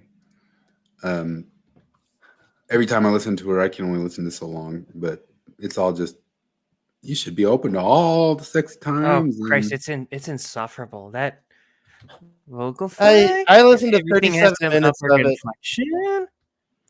Yeah, I don't know. It's so inane. It's a lot of inanity. It's also funny because Nuance Host sitting there trying to get her to shit on this this podcast where they're like learning from their mistakes. And like the husband's over there saying like, yeah, I thought she was having a good time. I thought she was enjoying sex the first time. And she's like, yeah, and he thought that because I didn't tell him that I wasn't. And then we learned we have to talk about our sex life a little bit. And like Kara's sitting there trying to shit on this podcast. You're like, what? Isn't this good? Like it's like Christian people telling Christian people like, hey, you got to talk about things that you might think is uncomfortable. Yeah. If you hate sex, maybe talk to your husband about it. Like, and this is the thing where it's like, because I genuinely like, I don't know what to do about this, and it's awful, but like, again, talking to my friends that have been open with me, like nice blonde upper middle class girls from Provo who tell me that they were 8 when they first started having sexual fantasies involving violence. Right now, this girl has this woman, she's in her fucking 30s. This girl, I'm so patriarchal. Like she was married and she has like those fairly typical kind of honeymoon nightmare stories. But the thing is, like, how was she supposed to tell this nice Mormon guy, who is, by the way, just a nice Mormon guy who doesn't want to punch and choke and spank people and call them names and all this stuff? Like, you know what'll work, honey, is could you punch and choke me and call me names? Like, they don't ever tell that side of the story. They're just like, oh, the man was just having sex and I didn't like it and he didn't know why. I mean, they don't say that part, like, because the part is like, well, I didn't like it because I've got this thing where I need it to be violent. How would Helfer describe it? How would Helfer, because like Helfer's talking about, we all need to describe and say what we need and want. Yeah, it's and like, so how are you going to sit down with Helfer and say, I would like to tell him that I want to be smacked around and treated like a patriarchal or a I just had this vision of like Natasha Helfer puts out this whole video and we have this whole generation of young virgin Mormon girls showing up to their honeymoons with a bag of bondage gear, a bunch of leather, you know, and saying, honey, it's time. Like, we just went through the temple and learned a lot of secrets. Now it's time to learn some more. So here's what happens when critical race theory like butts up against feminism. So you got like an anti-racist feminist who's a black woman, and she goes up to her husband and says, hey, during sex, I want you to call me the N-word. What does he do? Like, what's he supposed to? And I want to record it. Yeah, it's liberating to me. I think it's sexually liberating to obey my kinks. So do the one thing you're not supposed to do. Yeah. Well, I honestly wonder what advice would Helfer give to them. Like, you just need to explore this, and you need to just like say this is the one you need. She's like, it's turn it on. It's probably still a sin to do this, but you have to do it, and you're kind of trapped here. Here's the thing, though, guys. Have you guys noticed? the patriarchal reasons why that's been inculcated into your brain to think that way, and But have and you you guys need to noticed? be. What's that? Have you noticed though that Cardon also has the SoCal Valley lift? Listen to Cardon. Oh no, You're gonna I hear say him. he's got He's got it. the Jiminy Glick list. He does that thing that Crowder does. No, but he does this.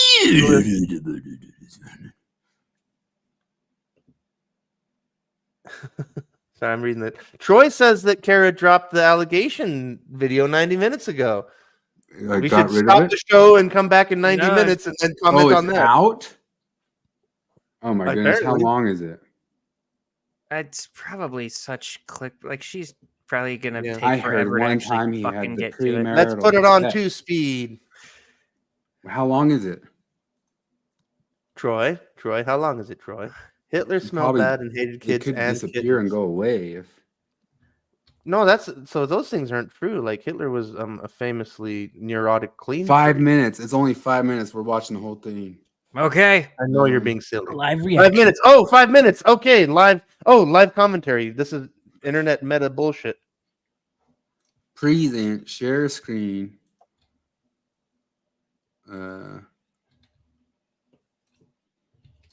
Julie's Mormon, Cardon, a pervy misogynist. If it's a gonna be just question, like then he it's said not an something kinda allegation. Sexy one time. It's gonna be lame, Kara. I'm predicting. Yeah, it's just gonna be. Jubilee, Mormons versus. Is this going to be Donald Trump's tax returns all over again? Can you hear it? Like an ex-Mormon in the know to totally expose this man. I mean, how could you not look at the comments? Follow along. Cardon Ellis, Mormon man, host of Ward Radio, father of 2. She starts with the arrest thing that he got arrested for having like a knife at the airport. And it was like a pocket knife. Who hates my guts, who does not like the guest bedroom that I record from. It's no garage at your house, Cardon. I couldn't care less what Cardon has to say or think about me, but I do have a good reason for doing this video series here. Holy shit, just say it. It's gonna be a series of what he has doubled down on his podcast with lately, some very untrue, manipulated statistics about the LGBTQ experience. Okay, yeah. He's He's got to be wrong about that. But like, is that what it's gonna say? Like, she's gonna reveal that these people he says that lived happy lives as gay men married to straight women actually aren't happy. It made it sound like he's the perv. So I don't know. But she, on that same video, she said that she would not platform anything they said on that super hurtful video, which is the one where they tried to pull their own statistics. And they've now done a second video since of pulling their own statistics about how happy LGBTQ people are inside of the church or not. People love it there when they're gay. He is also a very dangerous person. And I also, to be honest, I want to give some validation to his wife out there. I don't believe in just messing up people's marriages. Hold on. Oh, we got this fella around. Nathan Bigler. I thought incels were myth. Then I found your channel as a socialist. I'm intrigued. Yeah, you're a sociologist. Yeah, sociology. He's a scientist. I trust whatever degree. What are the chances that he would affirm the following statement? I am not a socialist. Would you affirm that? He says sociologist. I know, but I'm just saying because you misspoke. But I'm just curious. What do you say? I am not. Oh yeah, he's both. I'm sure. Is this an incel show? Bugger off, Nathan. Bugger Nathan, off. I'd engage with you more if you didn't block me on everything. Yeah. Oh, that's interesting.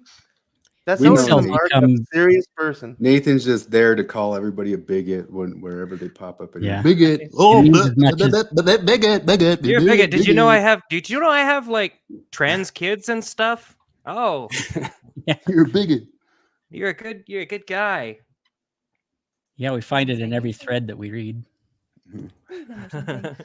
But Hashtag free Britney. If you, listener, are watching this and your husband buys you expensive Louis Vuitton shoes and wants you to clean the house in them so he can like ogle you, and It's that he takes the pictures of his wife in the sexy clothes that we all see on Facebook ourselves.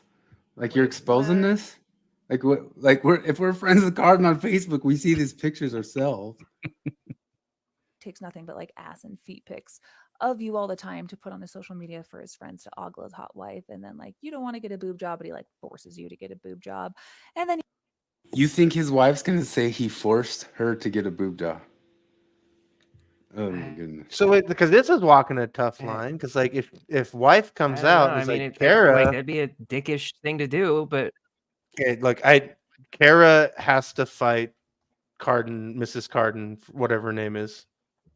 It has like we got to just do all fights. We've already got one fight set up. We got a double ticket going now.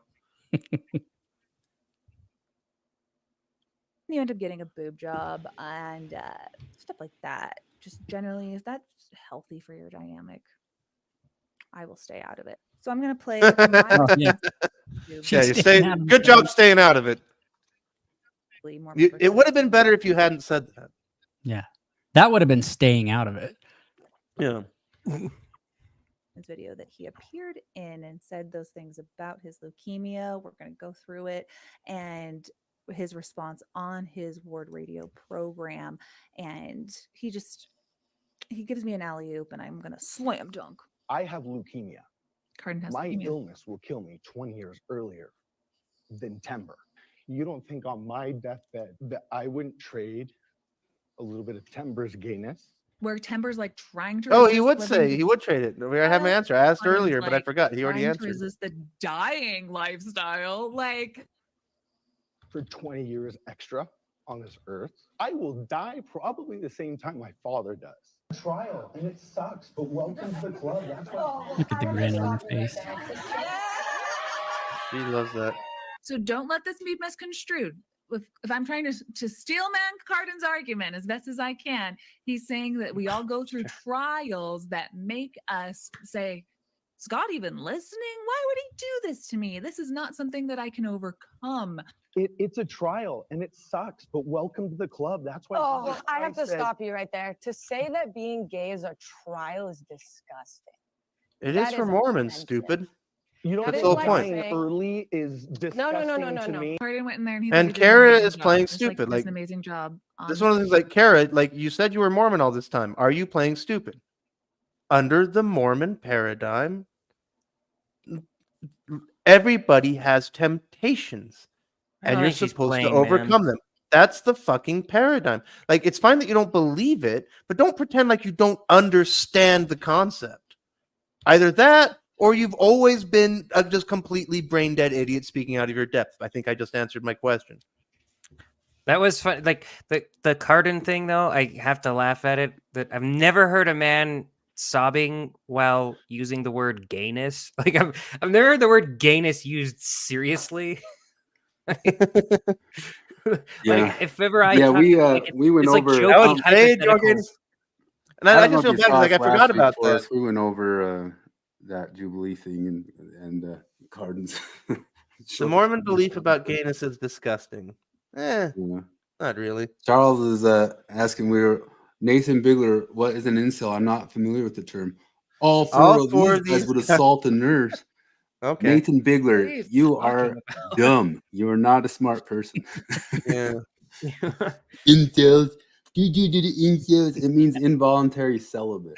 And they call Jordan Peterson the incel king. That's why we were showing Hassan Piker earlier trying to call Jordan Peterson and Ben Shapiro the incel king, who will be the person who they're the people who are married with a bunch of kids over across the years. They're incel kings because it's the only take that these people ever can say. They got like 4 words to say: you're a bigot, you're a racist, you're an incel, you're Hey Nathan, I bet I have a small dick too. You haven't gotten to that whoa, one yet. zing, Uh-oh. zing, zing, zing.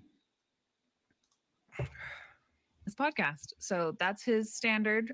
By what rubric? Because you're gay.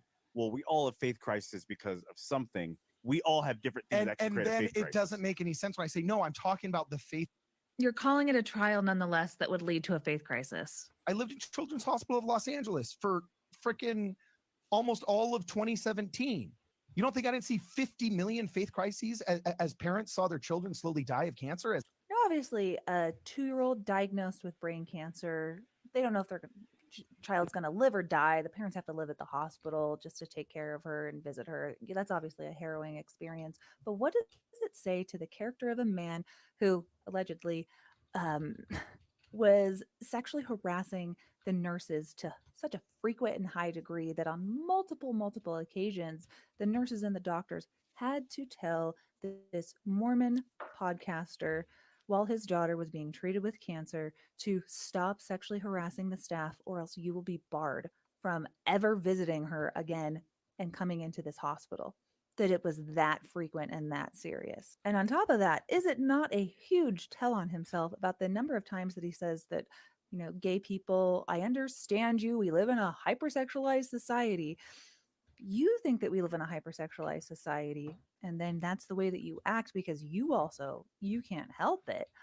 And that society is then brought into a children's hospital where people who are trying to save your daughter's life. It's just been explained to me that Cardon has brought that mentality of that society into the hospital.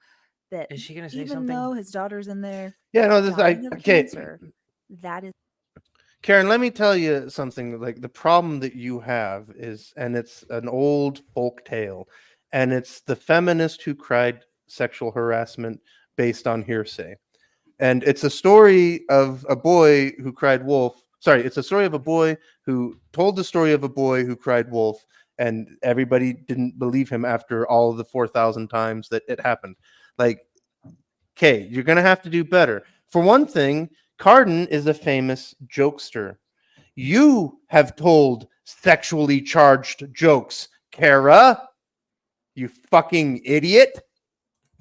Like, if that's the best you fucking got, you have nothing. And given your history and everything we know about you, we don't have any reason to give you any credit.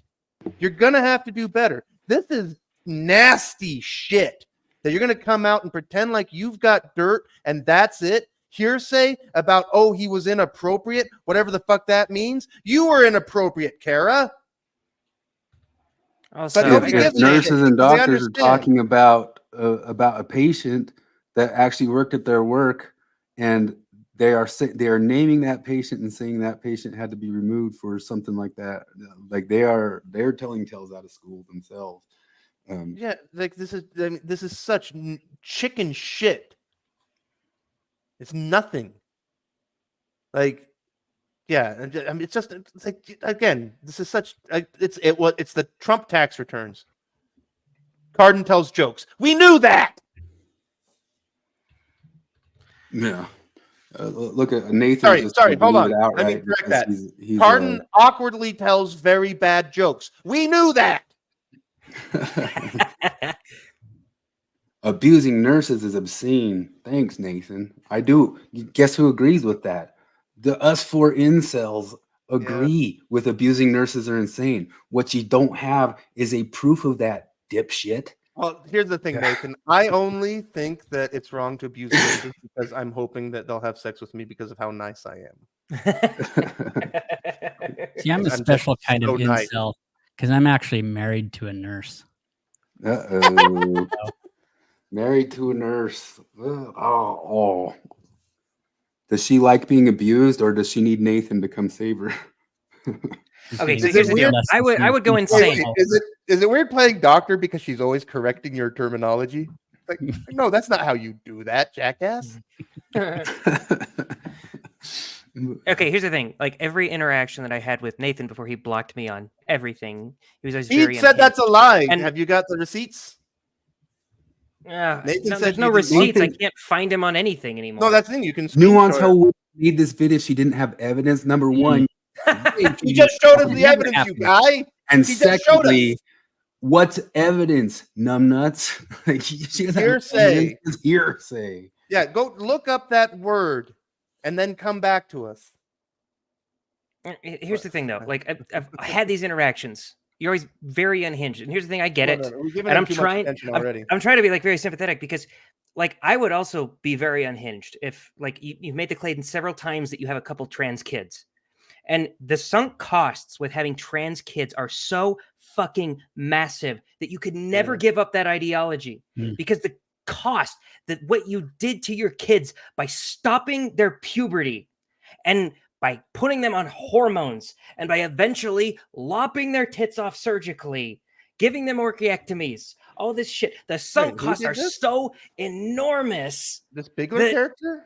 Yeah, he's told me before. He's got 2 trans this kids is or all- whatever. Yeah, and Wait, like, you've they're transed so your massive kids? that there's Oh. no way I could give. There's no way I could give up trans ideology, and so I would go insane trying to hold on to that shit. Yeah, I don't blame you for being insane. I feel bad for you once you realize what's happened to your kids. Yeah, no, it's like the Nazi problem where you just kind of spend all your life trying to justify why you did that shit. Well, normally I usually he want incelled to, his kids. Normally, when Oh, he just like gets on, and he any single time Jonathan Streeter posts anything anywhere, he gets on there and just chirps and hoots on there saying Jonathan Streeter's a bigot, and that's about all he adds to the conversation at all. I usually want to write into him, but Jonathan Streeter's so nice, he'll say, "Don't leave him alone, leave him alone, leave him alone, leave him alone." No, it's enough to say like Jonathan Streeter takes care of your dipshittedness, Nathan Bigler. But Yeah, no, and like, then he still lets you pop on everywhere that he goes for you to go. It's so perfectly, exactly, entirely, unbelievably backward, like to accuse Jonathan Streeter of bigotry. Like he's the nicest fucking person you could ever hope to meet. Like I'm not a very mean person, but I am not nice. I would never consider myself nice. I'm not mean like Nathan Bigler is mean, like we've seen him be mean today. Not to mention everywhere else. But like, yeah, Jonathan's a bigot. Like, it's just so backwards. You know, and like, and that's things like there are a lot of bigots in this world, Kara being one, you know, but I don't know. Whatever. This guy doesn't even deserve attention. He Kara doesn't was like a bigot. he doesn't contribute. No, Kara's a famous. She's constantly Kara telling on admits herself to her- for being a Mormon bigot. Jonathan, Nathan, the way you act towards Jonathan Streeter's an embarrassment. You're an embarrassment. You're an embarrassing person that you act like that to somebody who is that bigoted. It's like, because you know, Kara's always talking about when she was a Mormon and how bigoted she was, and like I mentioned before, it's like I didn't act like that. No, I was very careful not to act like that. I was a believing Mormon, but I was not like Kara. No, Kara thinks that Mormonism made her bigoted. No, you're a bigot, Kara. Like it's just incidental that you were Mormon. Nathan feels bad about being mean. No, Oh. you should like feel embarrassed. Just Yeah. embarrassed is all. That's all. That's all we ask. Well, no, but I Feel mean, shame. okay, so the simplest, shortest, easiest, most effective, and correctest definition of bigot is bigotry is intolerance toward people who hold different opinions. Like Nathan Bigler is a bigot, like objectively in this very chat. And I know that I'm going to say this, and he's just going to provide me with ammunition of his bigotry because I am pointing out the obvious. Like, yeah, no, Kara is like, because that's the other thing. It's like, you know, like I say, I mean, it's the thing I keep coming to is like, this stuff is just part of people. Okay, in fact, this is a perfect point to bring up this story that happened to me again this week, which is ever since the Trapped in the Closet episode of South Park came out, and I spent all night reading Scientology shit, and then for the next 20 years, I've been a follower of Scientology, just as like, just what's going on. And I'm a member of an ex-Scientologist group. That's like, you know, the name of the group is a play on suppressive persons. And earlier this week, and like I almost never participate, I just use it because people post news and shit, and that's how I follow Scientology. But somebody posted this thing, and it's a nice old middle-aged woman who looks, you know, like a very nice, empathetic, nice person. And it's a photograph of her dumping a bunch of like pamphlets or whatever from Scientology into the garbage can. And they're pamphlets that were displayed in a place where it's perfectly legal, and it's a public place where people display this stuff. And she says, "Oh, look what I'm doing. I'm dumping their stuff." And I comment like I always do, and I try to be as polite as possible, where I say, like, Scientology has a narrative about being suppressed by people like us, you know? And you're just feeding into their narrative by throwing away their legally protected speech. You know, you think you're helping people stay out, or you think you're helping people not enter the church, but you're just helping people stay in. And she immediately said, "You must be a Scientologist." Oh yeah. Oh no, but like, and then the whole thing devolved. She ratted me out to the admin. The admin looked at it and said, "I don't care," and like she blocked me. And it's just like, okay, see, and like, and that's when I realized, like that lady, like she's an ordinary nice person. She's probably a grandma. I'm sure she pays her taxes. She's probably got a good job, and she's nice to her kids, and she's full of love and empathy. And she's a plain fucking bigot who thinks that it's appropriate. Not only that it's something to do, but it's something to publicly brag about suppressing somebody's protected speech. And like that right there is bad enough. But the name of the group is sarcastically SPs Are Us. I wasn't going to say the name of the group, but that's the name of the group. SPs Are Us. Well, there you go. It's not sarcastic anymore, you dumb bitch. You just did it. And like, it's the same message I have to these Kara types. You guys are to Mormonism what that lady is to Scientology. You are everything about them that you pretend to dislike about them. You do all the same shit. Like John DeLynn, it's like, oh, how dare they not pay taxes? Tell me about it, John DeLynn. Okay, so did I miss the shitty thing Cardon did? Like, she says that he was harassing nurses and was asked to leave the hospital. He was allegedly inappropriate. I mean, okay. Black Hat guy had not been blocked by. Anyway, I could keep going, or I could stop. I'm a I dumb have bitch. Things planned, but if you tell me this is a bad idea, I ain't I talking will about just me. back off right now. Maybe you don't even care about anything Yeah. that I have to say. Maybe you're like Cardon, and I'm not even getting your attention because my chest is too small. When she covered her chest. I had too much Macedonius wine, and I've been yelling. So if you watch. Yeah, so she says that he was harassing the nurses and asked to leave the hospital, and she says she has more and more to go with. Okay, because I don't know. Like that thing is like, I can believe that Cardon. I mean, he's a bombastic asshole, but the idea, like the way she framed these allegations, like big loudmouth dickhead, reported as big loudmouth dickhead, as though like he's some kind of rapist or something. Yeah, I know. I don't know. I mean, I'll listen to what she says. I love this. So the Nathan Bigler, John DeLynn lives rent free. Like this this is funny, like weird reverso insult that doesn't make any sense. Well, because like it just happened like earlier this week where NPR, or I don't know if it's NPR or LDS Uncensored or something like that, where somebody was saying something, and I'm like, well, no, anybody can read about queer theory. Like it's all publicly available on numerous university websites. Literally anybody can read this stuff. And like, so like it's the usual the Derrida tea kettle thing where they're like, none of this exists until like, no, here it exists, here's some links, all this stuff. And then they go like, boy, you sure spend a lot of time thinking about queer theory. Yeah. And so that's some kind of insult. Like, oh really? What exactly do you have against me devoting a lot of time and attention to reading what queer theorists have to say for themselves? Like, that's the insult. The insult is that I make an effort to see what John DeLynn has to say for himself. And I pay close attention to that, and I'm critical of it. That's the insult. Like, it's so stupid and reverso world. It's like just bizarro, idiotic. And you should be embarrassed. Yeah, they're past all that, though.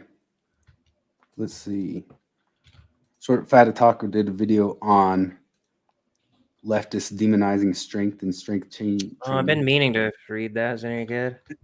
Oh my It's god. all right. But this one leftist said, if you're a leftist, you need to be working out 4 to 5 days a week and learning self-defense along with organizing with neighbors and in your local community for defense, food sovereignty, and community defense. There's no excuse to not do something to strengthen your body daily. Guess what happens to this leftists themselves who suggested that? Did they get torched for being murdered? So much so Murdered that while hitchhiking in Morocco. so much so she got attacked by so many Nathan Biglers that she had to block her account. I was gonna try to impress you guys by reading her name. Me. I was gonna try to impress you guys by reading her name in Arabic, but it's written in English right underneath it. Oh, I could wouldn't just have be noticed. So you could try it.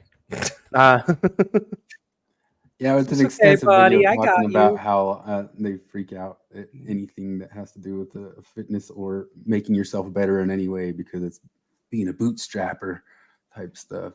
Well, yeah. How is that not reactionary? Like, if you're gonna constantly accuse people of being reactionary, and a couple of those people get into fitness, and you just reactionarily demonize fitness, then how are you ever gonna make any sense?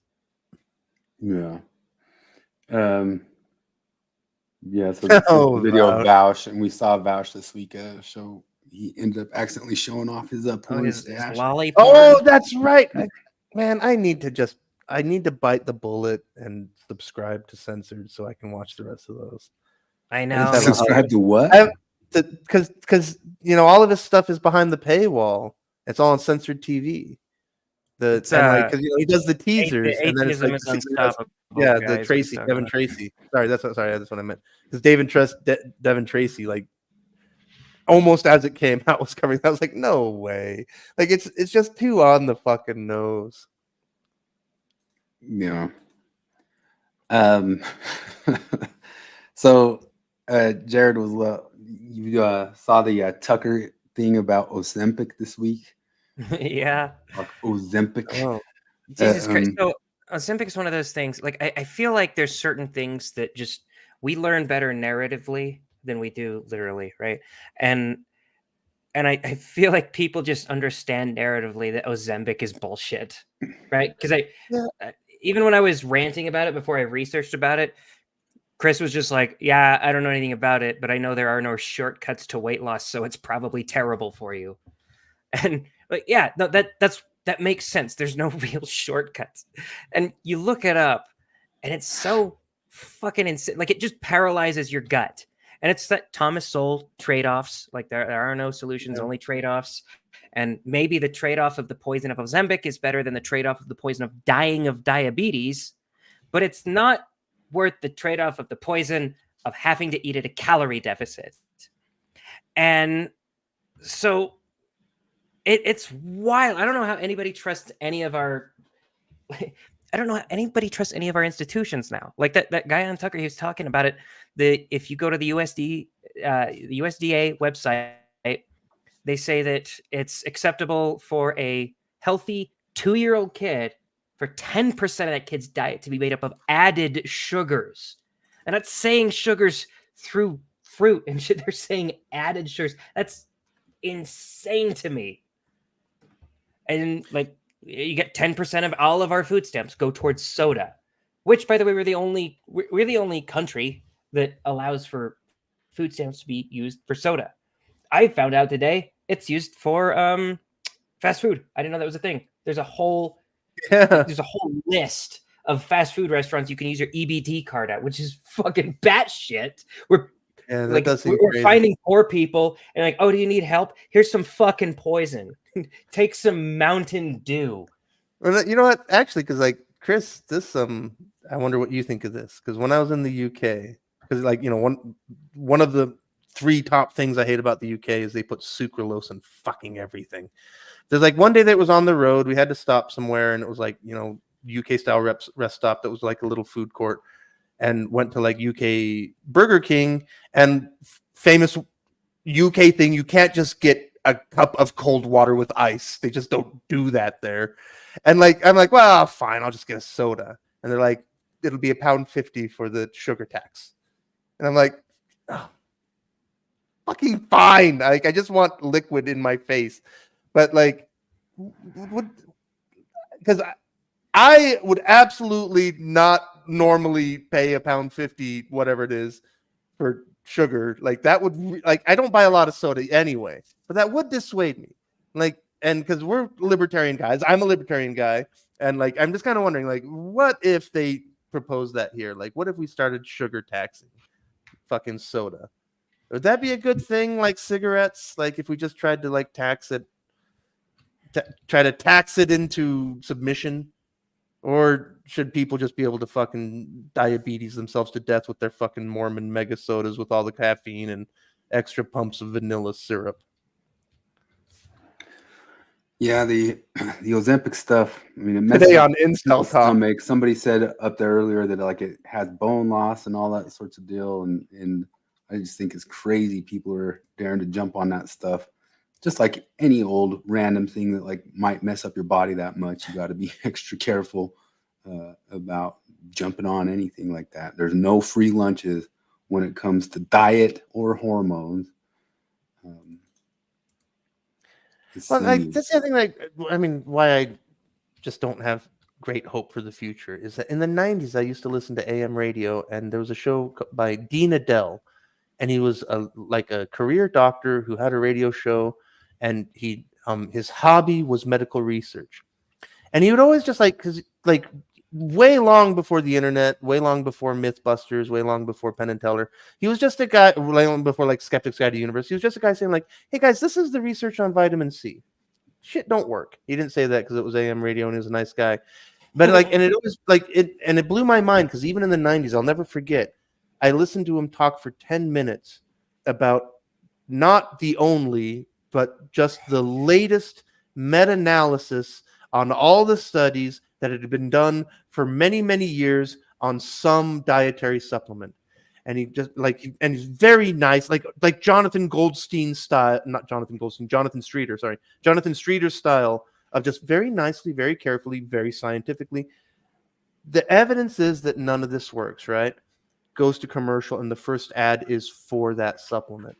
And I remember just having this moment of like, oh my God, like none of this matters. Like you can't change people's minds. It's James Randi's unsinkable rubber ducks. You know, like it's like the fine people hoax. You can play people the video, and they will still insist that Donald Trump called Nazis fine people. You know, there's just no way around it. Like, I mean, in my business, I sell wine, and I have a whole thing about sulfites. Like every time somebody asks me about sulfites and hangovers, I always tell them like they have studied this. The answer so far scientifically, is there any correlation between sulfites and hangovers? The answer is no. That's the answer. And nobody likes that answer. Because the answer is like the real answer is the only correlation between hangovers and wine is how much fucking ethanol you consumed, jackass. That's and I say this as I finish my Macedonian wine. But like that's where hangovers come from. But nope, it's an unsinkable rubber duck. People come in every day, it's like, where are your natural wines? Like, well, I don't believe in magic, but we put them all over here in the magic corner of the wine store, where we put the magic wine that doesn't cause hangovers. Is there any science to hangovers of different liquors being different? Because that sounds like such. There is bullshit a to little me. bit. Here's the thing, like with wine, that's fascinating because they've done a couple of studies on this, and they're both really interesting in that the unexpected and unpopular results that came from. So one thing was with natural wine specifically. So natural wine is loosely defined as no added sulfites, spontaneously fermented, unfined, and unfiltered. That's the basic definition. The whole sulfite thing is fascinating because one thing is when you talk about adding sulfites to wine, you're talking about adding like sorry, what? We're entering Flip's wine corner. I have one for this. Oh, there we go. There it is. So when you talk about adding sulfites to wine, you're literally talking about adding like a half a teaspoon of sulfites to a gigantic vat of wine. And also like most of it like reacts and does its stuff and turns into minerals and falls out. But one study showed that if anything, natural wines were more likely to cause hangovers, and they suspect that it might be because adding sulfites to wine early in fermentation acts as a prophylactic against particular bacterial action that leads to compounds that are associated with hangovers. So if anything, you should avoid the natural wines. So that's one thing. And then more recently, what was the last one that came out? Oh, this one was also interesting in that it found a correlation between higher quality red wines, which showed that if anything, the more you spend on a very big red wine, the more likely you are to get a hangover, because they found a correlation between a particular chemical that's produced in grapes that get an enormous amount of sun, which is part of what makes expensive wine expensive, is where it's grown. That's all. Like Francis Coppola said once that like the single biggest factor that determines the final cost of a bottle of wine is the value of the land the grapes were grown on. It's all madness. But so if anything, it's high quality wines are more likely to cause hangovers than drug wines. But and this is the thing I preach always when people come in, and I always subject them to this. Ethanol is a deadly poison. You can run a tractor with it. When you have a hangover, you caused brain damage. You drank too much. You poisoned yourself with tractor fuel. Don't act shocked. It's not the sulfites. It's not because it came from a particular place you don't like. It's none of those things. Like, I think there may be marginal effects with some of this stuff, but the common factor is the deadly poison ethanol. Drink responsibly, kids. That's the message. End of Flip's Booze Corner. Yay. Should we really throw people off and move to Chris's autistic hero moment? Yeah, let's do the autistic hero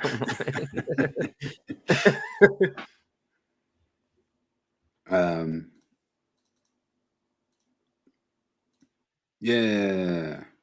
I actually don't have a hero this week, but I was listening just recently to, it just dropped today, a podcast by What If Alt Hist, and he talked about he is an autistic hero. What's that? He is an autistic hero. Yeah, he himself. Yeah, we could call I mean, him. he is. I haven't heard him say that, but he's definitely autistic. Oh, I think so for sure. But he was talking about the rat utopia and then comparing it to society here, like how you get around to having people like Nathan Bigler and all that sort of stuff in the world. But he mentioned that, well, here, I'll show it to you.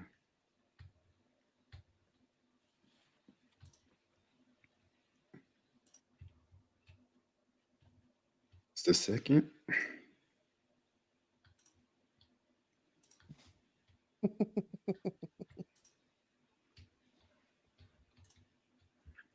How degeneracy kills civilization. Video pulls on the least source materials of almost any video I've done. One of the recent videos I've made is explaining modern civilization. I pulled on 68 books as sources, which is something like 25,000 pages. For this video, the main source I'm using, although I referenced many other books which you'll see in the description, is less than 10 pages, that being the Mouse Utopia study itself. There's so much to unpack in each page that it'll take me a second to go through all the interpretations possible. Mouse Utopia was a study in the late 60s and early 70s in Maryland. This was the era of the most rapid population growth ever, and people were really worried about what the implications for that might be. This was the era Soylent Green was made in. Thankfully, the 20th century has dodged all the crises it expected to have, whether nuclear war, overpopulation, oil depletion, and more. I wish our society was collectively more grateful that we dodged so many bullets, but we're not a particularly wise culture. Keep in mind that as we go forward, this is the best argument for why this won't happen, that we've had so many crises before that just didn't occur. The guy who ran this experiment, Calhoun, did this thing in a bunch of cases. The test which became famous was Universe 25. This universe was the biggest and lasted for years. However, all the previous experiments had similar end results to this on a smaller scale. What they did in Universe 25 was put 9 mice into a cage with infinite food and no disease. It was cleaned regularly, had no predators, and a perfectly temperate climate. These are ideal conditions for population growth. The test was designed to create the most perfect, optimal conditions for increasing numbers. What happened initially was exactly what you would expect, that the population grew incredibly rapidly. The population doubled every 55 days. The mouse population plateaued around 315 days. By that point, the mouse population was around 2,000, where the cage was designed to hold something around 6,000, so not even close to total capacity. Upon that point, birth rates went down and stabilized. After this, things are going to get very, very strange. The mouse social structure started to break down on every single level. Both mouse sexes converged. Male mice became effeminate. They started secreting feminine hormones when tested. There became this class of male mice who showed no interest in mating, but would groom themselves daily. The scientists called these the beautiful ones. Male mice lost any masculinity and kind of stopped doing anything to maintain the mouse social structure. The beautiful ones don't really exist inside mouse social relationships. Rather, their entire lives were in what amounted to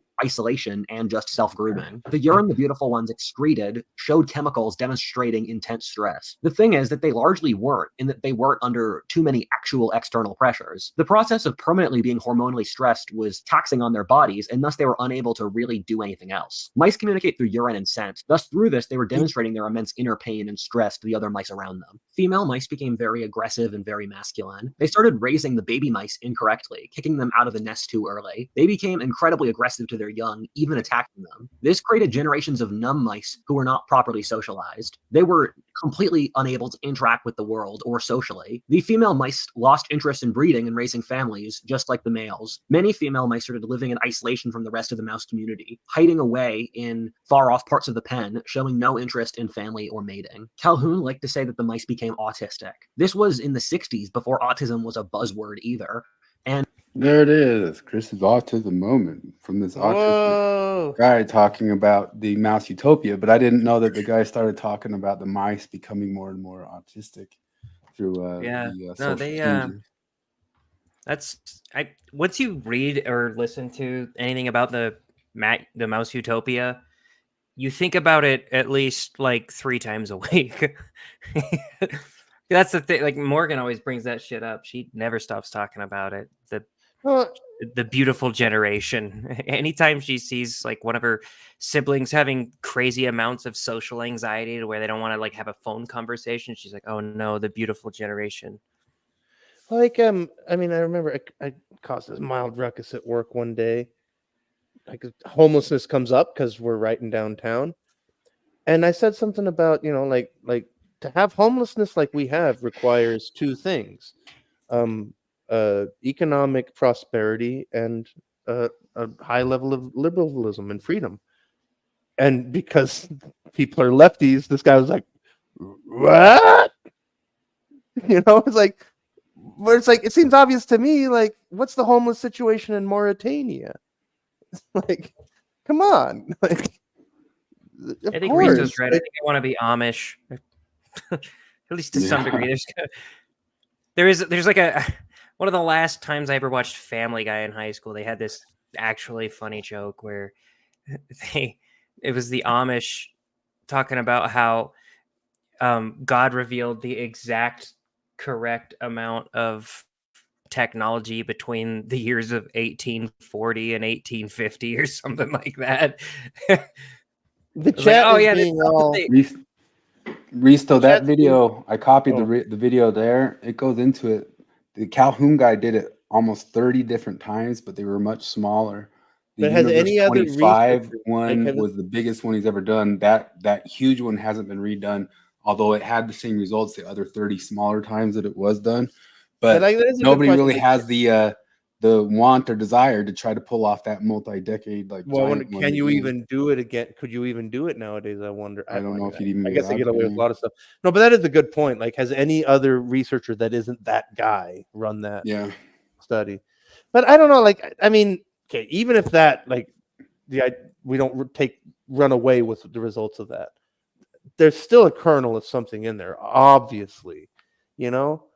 I mean, like, there's got to be a reason why, like, destitute, oppressed, Dalit class Hindus in horribly depressed places where schools get a tiny fraction of the budget that American schools get. Those kids can do fucking calculus, and American kids can't do shit. There's something going on there, American kids can't fucking read anymore. Yeah. No, that's like I got a friend who's a teacher, and she talks about that like she's blown away. Her 6th graders are having a tough time just reading. I mean, I don't know. When I was in school, I mean, I was blessed, as the Mormons say. I was fortunate in that I was raised not only by 2 very literate, bookish people, but two literate bookish people in two different languages. So I just got blasted with language, you know. But even at that, I was stunned, like at just how badly some children read in class. Like it was bad. Yeah. I mean, that in fact, that was the moment because my my archetypal "what's wrong with American public education" story was that I was in 7th grade English homeroom, and they were doing the thing where the class was reading, like kind of like Mormon scriptures, where it's like a scripture at a time, but like a paragraph at a time, and it gets to the kid who just can't fucking read, and I just can't fucking take it anymore because like we were assigned the book on the first day, and I took it home and I read it the first night, and so I'm like, I don't want to deal with this, so I stole a book from my grandpa's library, and it was 30 Seconds Over Tokyo, and it was good, and I was reading it, and the teacher took my book away. The teacher took my book away and said I needed to go along with the class, you know, and I had to come back to school at the end of the day and get my book. And that just burned into my memory of like, that's American public education. There's a kid stealing books from grandpa who wants to read them, and the teacher says no. Look at this. I'm sure the English teacher says no. This meme was made by Nathan Bigler to dunk on us. Oh, didn't Bigler get us? Well, no, he didn't make it, but Hey, he Taylor would. Swift don't care. He would, and he'd Hillary think he was Clinton is clever. fine. Is that Carol? Who are these people? I don't know a lot of them, but I That's am a Taylor sex Swift offender. and Hillary Clinton, and I. Wait a minute. Is that's a porn star, isn't it? Is that? Well, yeah. What's she doing? That's Stormy Daniels from the. Is that Stormy Daniels? Wait, she's a self-made woman now. Stormy Proud, a Daniels? successful, self-made woman. I didn't even notice her down in there. Bette Midler. Oh, I know. Yeah, Rosie O'Donnell and Greta Thunberg. Oh, we got Greta Thunberg there. I just kind of feel bad for her because her parents just set her up to be a pawn. Oh goodness gracious. Who wants a home ass? Oh, Yay, hell yeah. home ass. I love home ass. Dang it, I gotta get there. Oh, did you know this person won National Geographic Traveler of the Year? Patagonia. Z is I get it. beautiful. Oh, so my gay friend at work, and we were thinking that a great drag queen name would be Anne Hedonia. Anne Hedonia? Anne Hedonia. Wouldn't that be a good one? That's better than Anna Leakage. Oh. Look at this real quick. Just Scott Adams was just kind of noticing like the sizes of people in the 1930s. Oh yeah. Like what diets may be done to us and all that sorts of deal. Well, I mean, we have the most amazing example of North and South Korea, that it only took 30 years to make like a 4-inch difference in the average height of North and South Korean people, even though they are genetically the same people. That is fucking insane. Yeah, isn't it nuts? I mean, I'm fudging my numbers, but it's like it's significant. Oh, which led to one of the great moments in sports history. There was once a World Cup game between Netherlands, the statistically tallest country in the world, against North Korea, the statistically shortest country in the world. Made for interesting tactics, to say the least. So let's address this incel problem. Like, man, involuntary celibate men. Oh, I would love. I would like to stop being those terrible things. Like, if some male is involuntary celibate, he's a less than creature in this world, Like, right, Nathan? so Right, Nathan, Mr. Lovey-dovey, friendly to everybody. Who What just would had a you- homophobic thing about? Okay, hang Peter up there. on. Yeah, I have a question for Here's the Nathan. thing. that- Here's the thing. Wait. Before Go we ahead. go on, we Go got ahead. Risto in the chat working really hard to be all Christ-like and stuff to Nathan. So I wanted to stop shitting on Nathan for a second because Risto's being very Jesus-y and stuff. I have noticed this, and I concur. Risto is a Risto is shining a beacon very of good kindness. person. He is embodiment of Christianity, so I want to let him do his thing, and I don't want to interfere with it. He's being very Way to good. go, Risto. But now I forgot my But you're point. talking to oh. Wascos. No, But way to yeah, go, that's right. Risto. So Nathan, incels. Like, what about like I don't know. Just want to talk to like what? Why is an What about incel Buddhist bad, monks? Nathan? Are Is Buddhist an monks? incel a bad person? What's like? Is that Yeah, is that bad to to just say like, I'm not gonna have sex with women? Why is that bad? Why? Tell us, Nathan, why an That's incel voluntary. is a less than person. Yeah, tell us about Incel is that. basically just feminist colloquialism. Why is incel? Like, so a why guy, is incel a guy an that, insult? a guy, yeah. So a guy who If I can't come date- across a Hey, male Nathan, who has a difficult time getting laid, that you want to come on the I can show and trash tell us? walk all over. Like, do you want to come on the show and tell us exactly what's wrong with somebody that is an incel? Anyway, All right. this is the little Do thing the- that makes We it's know. one of the We reasons know why the the world's answer. a little bit different for young males in this world than it is for young females. I have made a list of celebrity men that I genuinely believe I could pull. So did I. I put together an analysis for you. Given the perfect conditions and circumstances. Oh, I didn't go that far. I assumed the conditions were that you offered. Okay. First one, y'all are going to be like, what the heck? No way. Let me stop you right there. Nobody is going to be like, no way. This is very likely to happen. Let me show you my list. So this is diagram number 1. This is a pie chart. So of all of the male celebrities that there are that you could pull, this is 100% of those. And then over here, I have a pie chart. So this section is all of the male celebrities in blue, and then over here would be all of the willing male celebrities to be pulled by you in blue. This is Zones, my relationship chart. So when you say pull, you're referring to a short-term, non-public relationship that does not require positive levels of attachment. And when you say celebrity, you mean someone who is very high status. And as you can see here, men of high status are likely to have lower quality relationships with women of a pretty broad range, and you are pretty good looking. So it's highly believable that you could fall within this range and follow one of these non-green lines to end up here, corresponding to the bottom or at best the bottom of the middle section on Zones. So I think everyone on your list would be believable. Let's hear it anyway. Timothy Chalamet. Timothy Chalamet. Okay, I'm just going to say it. I'm going to put it out there. Okay, you'll have to hear my reasoning. No, I won't. I'm like Loki talking to this French guy who looks really similar to Timothy Chalamet. He's like a Timothy Chalamet lookalike. So I feel like that's instilled something in my subconscious that if I can pull a Timothy Chalamet lookalike, I can also pull actually Timothy Chalamet. I don't know where to begin with why that's wrong. Timothy Chalamet is not going to be evaluating your subconscious belief about whether or not you can get him. He's going to be evaluating what he can see. Let me show you the math.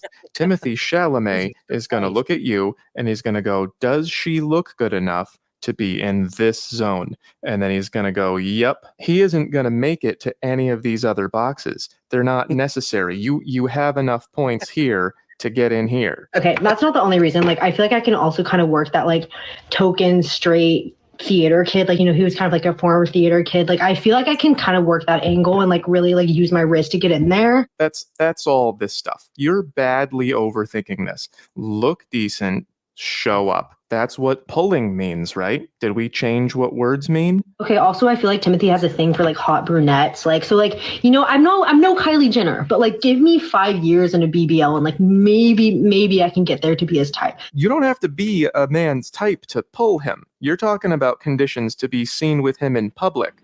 That's not what pulling means, is it? Okay, who else do you think you could pull? Okay, second one, this is insane. Ross Lynch. Okay, Ross Lynch is in here, so I'm immediately believing it. I don't know who Ross Lynch, I don't know who Timothy Chalamet is either. So that's not insane at all. What's insane is that you seem to believe that you could offer a man, celebrity or not, a short-term secretive relationship, and he's going to go, nah, you're not my type. I have better things to do today. The kids are not all right. Women don't know what men are. Men do not have high standards for short-term secret little flings. You're thinking of you. Women have high standards for short flings. Men need you to basically just show up and be somewhere in the top half. This is not the dunk you think it is. There's a reason. There doesn't need to be. She goes on about this for a while, but I think I made my point. If you are a reasonable attractiveness woman, you're not scoring any points by sleeping with a celebrity. You're not even pulling him. He's pulling you. You don't pull, you get pulled. And it's not going to work out great for you either. This is you now. I'll just estimate. This is you now. I want to pull Timothy Chalamet, okay? And then and this is you after. I can't look at anyone who would actually date me. Men are not women. Women are not men. This doesn't work the same way. It is absolutely believable that you could swan dive into Timothy Chalamet's sweeper pile. I actually have. Hooray. Plain truths. It is kind of weird how women just don't even kind of understand it. But I mean, I guess there's stuff about them that men just don't understand either. But I mean, the whole like evolutionary reality of the difference between male and female, you know, the disposability of the male gamete throughout nature, you know, like, I mean, because I have no idea what it's like to be a woman and actually have to like contend with that whole idea of childbearing and all that shit. But like to do the meme thing that Jonathan made, what feminists just get so wrong about this is that there is anything that any of this is true, that any of this reality that this guy, the whole math guy, points out over and over and over again, that women are at best ambiguous about what they want, to put it mildly. Like that this is a reality. Like I think that it's for evolutionary reasons. I don't think they're just being shitty. I just think that it can come out as shitty, like everything, you know, like male violence. It can be good and it can be shitty, you know, and just like that, female behavior can be good and it can be shitty. Oof, that's heavy. You got Troy here. If I were and Troy, I gotta say this sounds strangely Christian of you. If I were a super AI wanting to take over the world from humans, I wouldn't announce myself. I'd just convince the humans to breed themselves out while simultaneously building my energy infrastructure. That sounds like the atheist version of the greatest trick the devil played was convincing the world he doesn't exist. I'm trying to square that with coming as a thief in the night, but I can't. it goes along with Roscoe's Basilisk that I talked to you about before. Oh yeah, the atheist or the AI already exists, just in the future, and it's going to test if you did its bidding or not. Yeah, once it gets created. If you're good for it, then good. If you're bad for it, then bad. Check out these are some stats of the way people meet nowadays.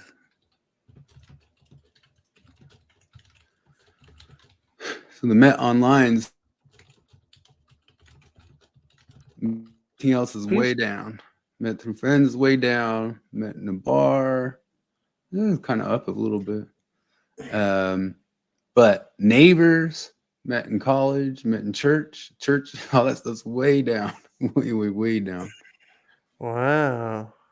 Yeah, well done. Yeah, no, like my coworker just, you know, she took a week off because her brand new love interest is visiting from across the country. It's like, oh, I guess that's how that works now. Okay. Because you met online with the person? Yeah. That's why I've already decided, like, I've come to terms with the fact that I'm like a hopeless romantic, right? And that if like my wife died or divorced me or something, I would try to find another wife, basically. And I think the only real way to do that is to just go to church. Yeah. Like that's the thing I've thought about. I guess I'm Mormon now because I need to be with a woman. Yeah, no, I can think like I mean it was 10 years ago, but I made a totally sarcastic OkCupid profile. and no, Chris probably remembers it. But like I had a whole thing about like, you know, what I look for in a relationship is like open, honest communication, you know, truthfulness, you know, straightforward, all, you know, whatever, all those. And then I just finished it with like, unfortunately, I'm straight. So, you know, but yeah. So I was trying to look up different suicide stats after the LDS stuff that was coming up after the Jubilee thing, and then the Ward radio going on and talking about what the stats actually are. And boy, oh boy, is it tough to actually like look those things up to get anything that isn't just kind of like vagaries. and it shouldn't really be vagaries, at least for something like sex. Like, what is the sex Yeah. of the people who died? And no, Has you Ward can't. Radio mean, tried I to just listened to clarify- him. Like, have they tried to What? clarify their They whole- brought on the man who did a bunch of the studies on that thing for a backup follow-up video. Yeah. I just today I listened to Bettina Art interview a guy talking specifically about how like all these studies just they plain just leave out men. Like they have the data about this Could stuff, not find a thing that would but specifically they just won't say. They just won't say the thing about the men. And like this was all stuff about like because domestic they have all violence. these narratives that like there's this like high rates of death for this and that and this thing's causing and that sort of stuff. Okay, well, what causes all that incel death, Nathan Bigler? You know, there's a bunch of suicide there. What's causing that? Maybe Yeah. it's Nathan Bigler's. Maybe stuff Nathan Bigler says to people who are No, incels is causes Nathan more Bigler suicidality than causing any harm? Mormon ever caused to anybody who's Do you part think of this Nathan community. Bigler knows that the entire concept of incel was started by a female feminist in the 90s? Did I Was it? just inform? Yeah, did you know this? No, Oh I my thought God, that- did you not know this? I Well, thought like, okay, wait. incels coined their No, own term. no. Think about like, oh, what kind of person just externalizes everything onto a particular gender and says, well, it's all their fault. Well, that's feminism. No, look this up. Feminism, the term incel was coined by a female feminist student who vented her frustrations. She created a forum and vented her frustrations about her inability to find a sexual partner. Really? Like it's yes. That's It's wild. absolutely true. It's funny 'cause, like if you look it up now, you'll find like a bunch of more recent shit from like the BBC and Washington Post trying to say like, well, you know, like it's like backpedaling stuff, but like no, the history is there. You can look it up. Like no, of course it is. Like it's the iron law of woke projection. It's like, oh, I struggle to find a mate. Whose fault is that? Everyone else's. That's feminism in a nutshell. Yeah, it's always the male's fault in the end of all things.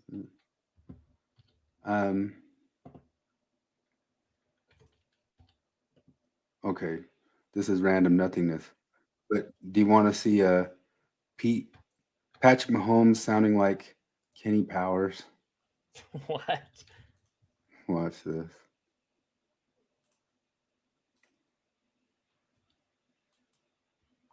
No, so we started off. They actually threw a nice party for us at the hotel. The Chainsmokers came through. DJ Khaled came through in Seattle. I had the goddamn Spoon Man from the Soundgarden videos coming to my shit. No way. Oh yeah, I'm talking 6 grills burning at all times. Tiki torches, 3 whole pigs, fucking shitloads of macaroni and cheeses, baked potatoes, collard greens. So we started off. They actually threw a nice party for us at the hotel. The Chainsmokers came through. DJ Khaled came through in Seattle. I had the goddamn. Danny McBride is fucking hilarious. You know, earlier today, I was at work at the wine store, and I asked somebody like, "Can I help you find something?" And she's like, and she said something about like, "Yeah, I'm looking for something Italian, blah blah blah." And I started talking about an Italian table wine. It's inexpensive, all this stuff. And she's like, "Just hold on a second.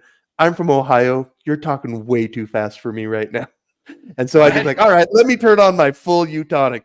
We got this Tuscan Italian wine here. It is on sale. You're gonna like it.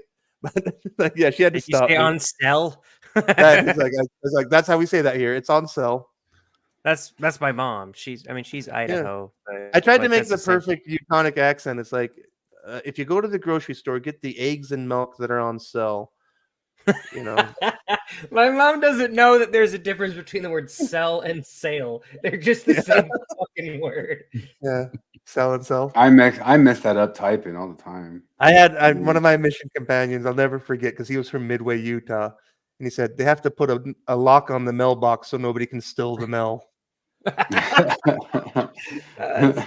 Oh, I never knew what like we have a Chuck E. Cheese's type place here called Leo's Place. Oh my god, that my mom struggles with that word. Let's go to Lil's Place. What the hell did you say? So here's Jonathan Haidt saying that It's not, you know, DEI's got to go, which he used to be kind of squishy about it, but now he's not. I used to take a very nuanced view and say, well, you know, some parts of it might have some justification, other parts not. You know, let's be empirical. Let's do the things that clearly are working. But actually, no part of it is demonstrably working. A lot of it is backfiring. And now that we see just how deep it goes, now that we see when you teach kids to see in a certain way and you emphasize identity, the inevitable outcome in terms of anti-Semitism is Jews are white, Jews are oppressors. It's okay to kill Jews because that's just resistance. That's what, and you know, and that's what some of the professors said. This is what decolonization looks like, is October 7th. So I now think that identitarianism is completely incompatible with the mission of the university. Any organization that embraces identitarianism becomes mired in conflict. There are a number of essays about this. Progressive organizations in this country are mired in conflict because everyone's upset because someone said something that offended them. And so I think there's no future for DEI as long as it's based on identity groups, identitarianism. For starters, what I suggest is get rid of the entire thing, get rid of all the departments, and put some of the money into an office of the ombuds, like an ombudsman. It does make sense. If you have a lot of diversity, you're going to have a lot of misunderstandings. So it does make sense to do things to help the students learn how to deal with people who are different. What we do now with DEI is we create moral dependency. I've got my NYU ID on my pocket. On the back of the ID, it says for emergencies 911, for police campus safety, here's the number. For bias response line, here's the number. Meaning it's that important. If a professor says something that offends you, call it in, text it in, website, whatever, file a report. This is insane. This is just completely unworkable. So we have to get rid of identitarianism. We can still pursue diversity, which includes race and gender. Well, gender is actually most students at every level are women now. So actually, yeah, we need more gender diversity in a lot of fields, frankly. But I think especially viewpoint diversity and political diversity would really benefit us. That's bigoted. Yeah.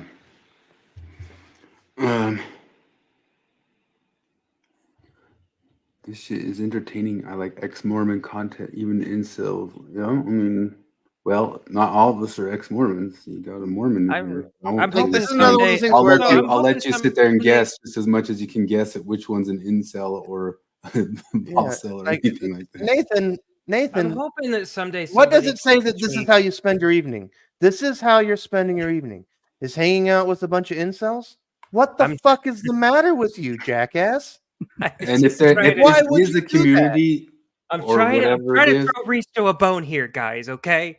I'm trying to just. Well, no, Risto and Jonathan both do way better than I could ever be do. nice, and they're having a good conversation. I want to just let that happen. If there was some way that I could put a little halo around Risto's icon, I would. I've watched Jonathan be nice to Nathan to no end. I know. Jonathan, I've never seen Jonathan not be nice. I don't think he's capable of not being nice. I guess I'm just not used to hanging out with people who are more cynical than I am.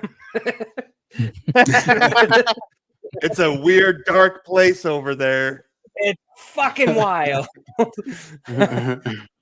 Crazy shit goes down there. I would love for somebody to teach me how to not be an incel one of these days.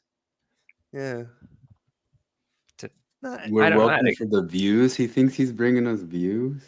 The view. That's 100% what this is about, man. That's why we're here. We joke around here since forever. We've been joking it earlier in this that we're dozens and there are dozens of us. And what this place mostly is a place where people come to get away from ex-Mormons like you. That's what this is. But here you are.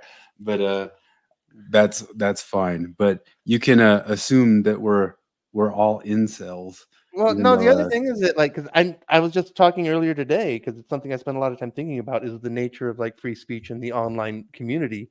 And I was just talking about how, like, it doesn't matter how hard you try, not that we've tried at all, but as soon as you reach like a certain critical mass of people, the asshole shows up. And here we are. You know, it's kind of like in May of 2020. Yeah, it had to happen. So like I had this, you're a landmark for us, Nathan, because we knew like your type. It was like in May of 2020, because you know I live in downtown Salt Lake City, and I had a little moment of like, oh, my quaint little town just had its first race riot. We're finally growing up. We're part of the evil, dark, shitty history of shittiness. You know, like, well, here we are. Thanks, Nathan. We've grown so big, we've attracted our first dickhead. Matt says the Elderstorm presidency still wanted him, even though he didn't believe. Casey's going to go pay tithing just in Nathan's name. I might too. Yeah, I would go to church. Part of the diet thing that I've been challenging everybody to, Nathan, is that if we get to the end of 10 weeks of a diet that you couldn't do, you would not be able to do it. I said that if any the LDS people who came along with me, I'd go to church for 4 weeks or whatever it is through March. Oh my goodness. I did too, but I Ex-Mormons. I said that I will not pay tithing. So, damn.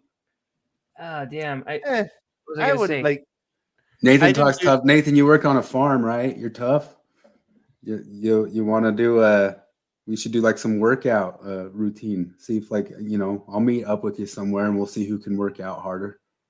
Yeah, if we're gonna play a silly masculinity game. Yeah.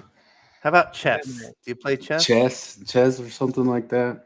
Yeah. I could kick your ass at Smash Bros, man. What? Yeah, let me try to connect with Nathan. And Kevin has as many kids as you do, only they're his. No, I'm just kidding. Wait, hang on. Let's just try to connect with Nathan because Nathan has mentioned that he's had a lot of ethanol. What do you drink, Nathan?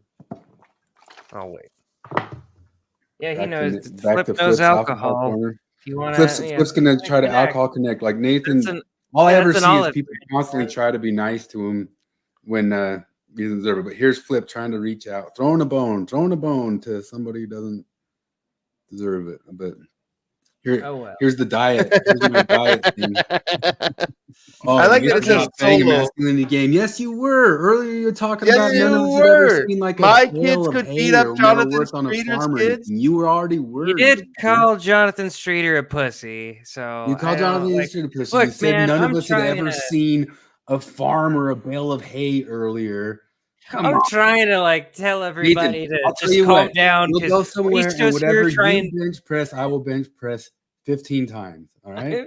I'm like, I will not. I'm trying to reach out to you here, buddy, because Reese was out there trying to Jesus you. Jared and keeps then- having and like a then bleeding you're heart being about this. killed in. No, come on, dude. Well, it's hard to tell. Like, it's hard to tell with guys like Nathan because like he's dripping in all the typical LGBTQIA queer theory shit, and he's a shill for all them and all that stuff. But like, he's also clearly plays hide the ball with like, what's your fucking deal? Because like, you're making allegations that are just simply not true. None of us are incels. Jonathan's not a bigot. What actually is your problem? I'm an like. incel. What is the thing that his problem is that meaning. Jonathan? Yeah, Well, no, feeling like what I Jonathan suspect is- medically challenges transgender stuff. Well, yeah, that's exactly it. Like, I think that we say or ask world-breaking questions. Like Jonathan. That's the thing. Jonathan's very good and very gentle at asking the world-breaking questions of queer theory. Like, and what I mean by world-breaking questions is like, And Nathan's a religious zealot on this stuff and doesn't Yeah, look exactly. at it and doesn't know But, like, his own writings, just like when he claims Mormons don't know theirs. my analogy of like world-breaking question is like when you were a kid in Sunday school and you innocently asked, how did Noah fit the dinosaurs on the ark? These are world-breaking questions because the story doesn't make any fucking sense. Like when you try to square that thing, and that thing is like the queer theory is filled with world-breaking questions. Like, if gender is a construct, what does it even mean to transition? These are simple world-breaking questions. Also, like, the only evidence we have so far has only ever shown that suicide goes up with transition. What do you do with that kind of thing? And that's the thing. It's like, if you're a true believer, you slander, you smear, you make fun, you do all the things, you block, you do all the things. Just yell a name out into the world and try to yell out for others to block them from reading the stuff. Like, whoa, yeah. Batty goes here. Don't read what Batty says here. Batty, wrong thinker here. Like you act like what we used to claim all the extremely high-strung Mormons used to act like. Yeah. And part of the point that we've been talking about for years is Mormons are now more open than people like you. That flipped. That we watched it flip. We've been out of the church long enough. We watched it flip. All of the most faithful Mormons I've ever known are so much nicer than Nathan Bigler. He says, after transition, I've watched it. Yeah, I bet you've watched it. Meanwhile, the best science we have on this shows that if anything, it goes up. Not by a lot, but what we don't have is down. and you're never going to accept that. You're going to act like a young Earth creationist trying to like radiocarbon dating. We don't know that gravitational constants are constant over time. We don't know this stuff. Like there's some really But basic. all we've ever said, Nathan, this is the first time tonight that you say that your kids transition as adults. We've all always been, I mean, we're all super libertarian. Like none of us are against that. We still advise against it, just like we would advise against taking Ozempic, just like I advise against all the other bodybuilders that I bodybuild with taking steroids. I've always been against anything like that. But if they're an adult, I fully support them being able to do to their adult body what they want to do to their adult bodies. And all of us are like that. And so is Jonathan Streeter. And it's not bigoted, but saying to people, be careful what you do when you get into giant medical interventions in this world. That is not a bigoted thing. That's just a reality of the world. Yeah. The other thing is that just because somebody doesn't accept the supernatural and metaphysical claims of something like queer theory, Mormonism, Scientology, Islam, or take your goddamn pick, doesn't make that person a hateful bigot. Like, I don't believe you can be born in the wrong body for the exact same reason that I don't believe that I'm a child of God. I am my body. That's what I believe. I don't believe in souls. I don't hate Kevin. Kevin believes he's a child of God. I don't hate him. I like him a lot. I respect him. He's a really great guy. Like, you can believe you're born in the wrong body. I don't hate you. Nathan, I don't believe you. I'm not an asshole because I don't believe you. You know I'm how not an asshole. Mormons always go to Mormons and go like, haha, we've read more than you of your own stuff. Hi, that's us with you. No, we've read all of your stuff. I actually had this moment on work. I had this I've moment read on NPR. all of Judith Butler. I've read everything and watched all the stuff that Jonathan Streeter has shown. I've watched WPath channels. I've watched your stuff. I know your stuff. I just had this moment, like an exchange on NPR comments section, like within the last week or two, and it was about queer theory. And somebody, like they always do, and they always like, just like Nathan, just throw out the most like canned responses, like, "Well, I bet you think people choose to be gay." And I'm like, no, I don't think people choose to be gay. You know who does? Judith fucking Butler. Queer theorists think you choose to be gay. That's what they think. Like, this is the shit you're shilling for. Now, if you believe that people choose their sexuality like queer theory says they do, then fucking cop to it. Don't play hide the ball. I don't believe that shit. I'm not an asshole because I don't believe that shit. I think sexuality is innate. I think behavior is a choice, but I don't think you choose your sexuality. Queer theorists do think you choose your sexuality. You know what queer theorists share with ultra-conservative Christians? They think you choose to be gay.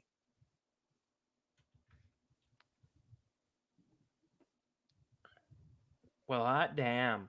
Sorry, I had a lot of Macedonian wine, and then I had light beer. All good. Well, do you want to hear about a book? Yeah. Oh, wait. We need to get Chris back to do the card. You have a card for this, right? The Jared's Degenerate book review. Wait, I like this. I haven't watched the end of one of your shows before. It's very focused on me. This is the first time you've been here, and you came to make a scene, and you got what you want, and you're acting like you didn't expect that. Like, everything you do is this like cluster B borderline fucking bullshit game where you come and poke, you do the mid-level violence, you get the reaction you want, and then go, oh, look at you guys, you reacted. Yes, no, and we know we're reacting, but we're also saying exactly why you're wrong about every single point, and you're demonstrating that you don't care. You're just like the most zealous fundamentalist anybody could hope to meet. You're completely immune to any kind of criticism, logic, reason. You're just here to fuck around. Okay, you know what? Good news, Nathan. We're all about fucking around too. Unfortunately for you, we all kind of have an obsession with the absurd, you know? Yeah. Like Yeah.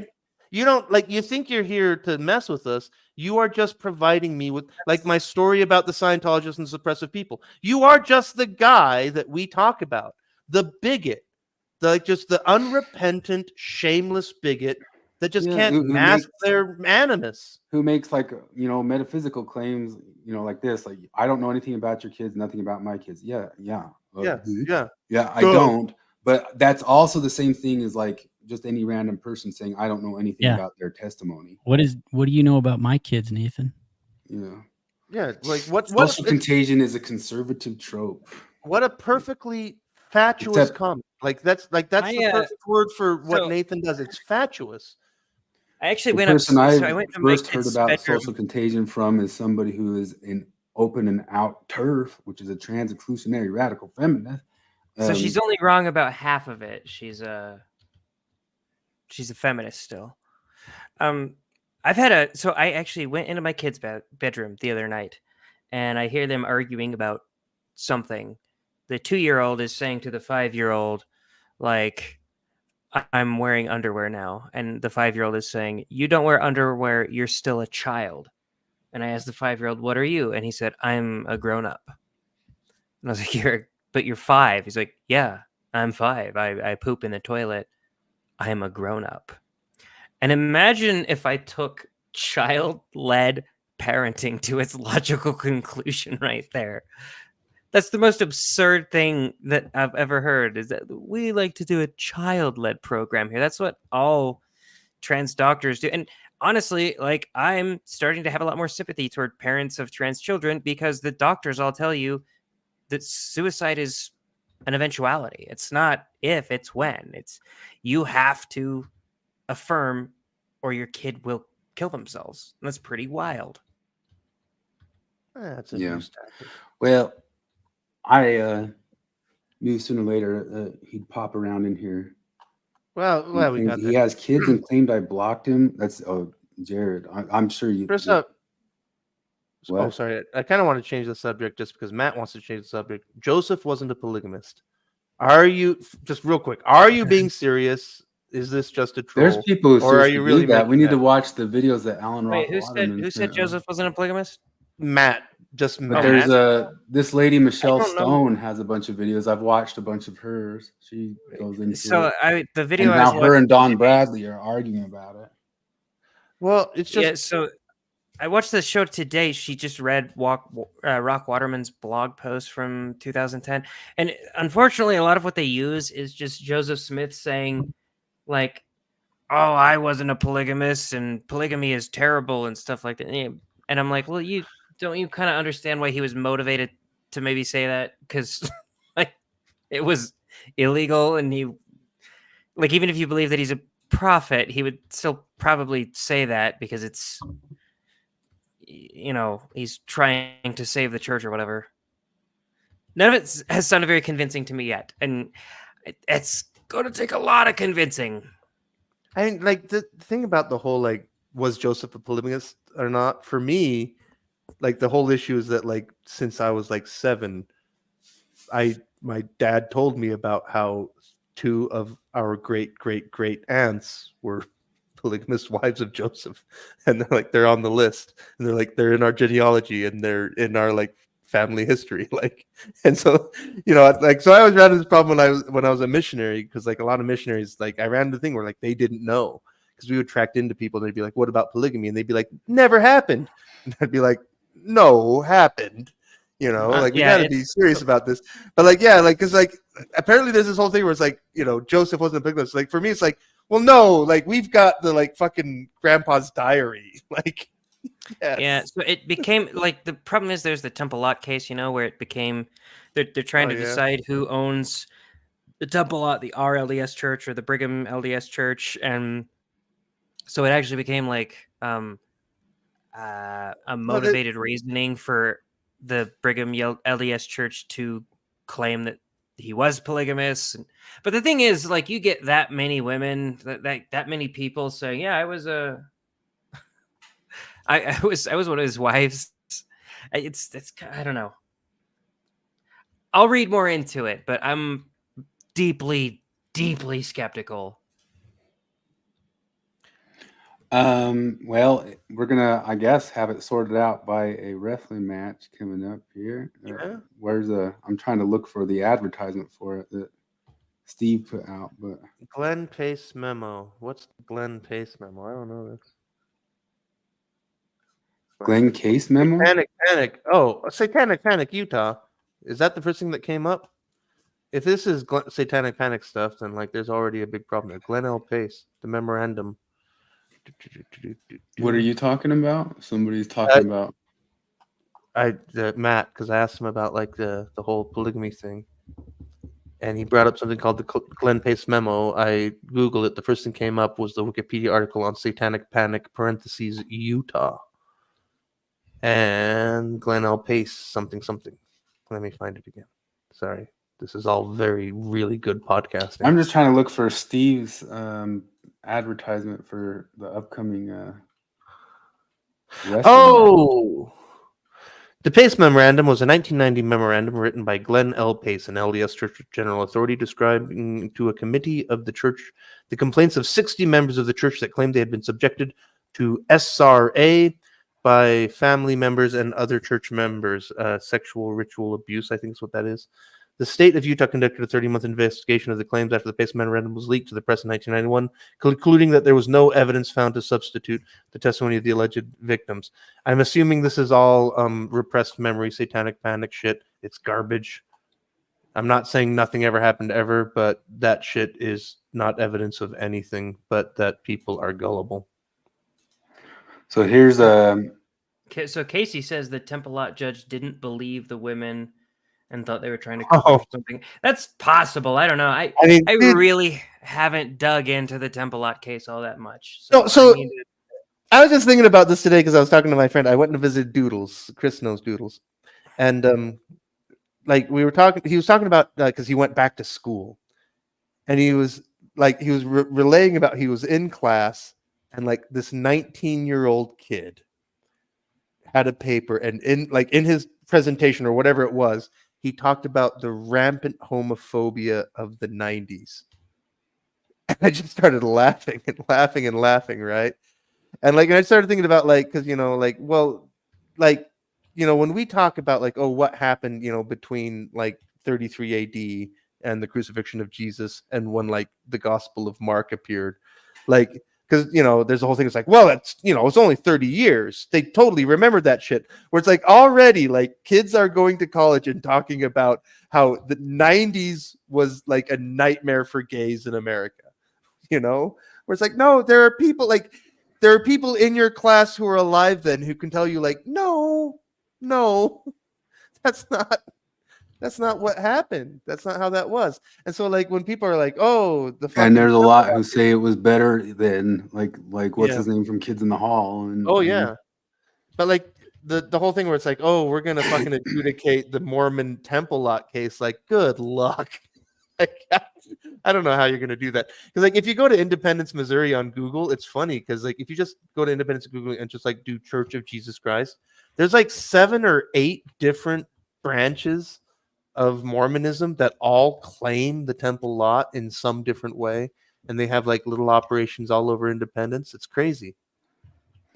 So this is the fight that's coming up on April 6th, and they say it's a event where they will settle once and for all if Joseph Smith practiced polygamy or not.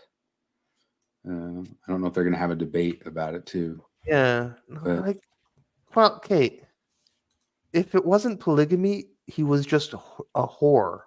He was just a fucking sex pest. The answer, the nice answer is that God told him to marry these women. Because otherwise, it doesn't look good. I don't know how else to put that. Well, the guys who are against it, and I think Michelle Stone even falls in this. Correct me if that's wrong, Matt. But those guys say that he was set up and lied about to make Brigham Young look good from John Taylor and Brigham Young and all those different people. They made up the lie to allow Brigham's stuff. So to follow that train, you kind of have to say stuff got pretty apostate from Brigham on. And that's why they'll kind of sneer at people like Kevin and call them Brighamites or something like that. Well, do you want to hear about a degenerate book? Oh yeah, have you got the card for Jared's? You got a degenerate book? Mm-hmm. So it's one you guys have already heard about it, but I haven't talked about it on this yet. And by the way, I'm finding out that there's a whole with my membership of Audible. There's just a whole slew of polyamory books out there. Oh, So this boy. book is called More, and it's by what's her face? Shoot, I can't remember her name. It's something Winters. Anyway, so More is about a woman who opened her relationship. Basically, the entire summation of the book is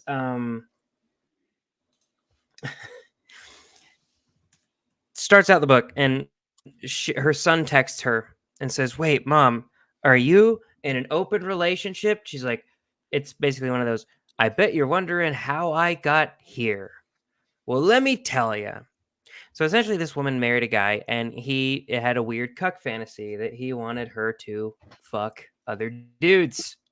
And he tried to convince her, and she talks about how, well, he had his rowdy years, and I didn't get to have my rowdy years. I didn't have much sex. But the further on through the book you get, the more you find out that she actually did have a lot of crazy sex. She talks about, like, well, I was a virgin until I was 21, but for the 3 years before that, she blew every dude in college in her dorm.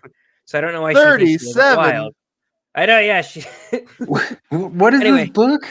It's called More. It's something. Oh God, I can't remember her name. I sent you that whole synopsis of it.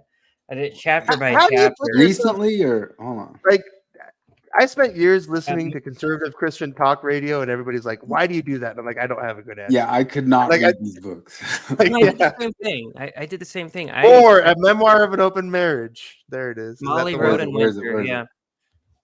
Resend it to the.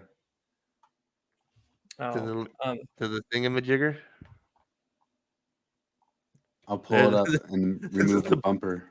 The Porch Time Book Club. Oh, this comment has failed to post. Oh, yeah. I don't think No, I this can is post a good Amazon one. links. Oh, you're looking for the actual book? Oh, I thought Jared shared it though.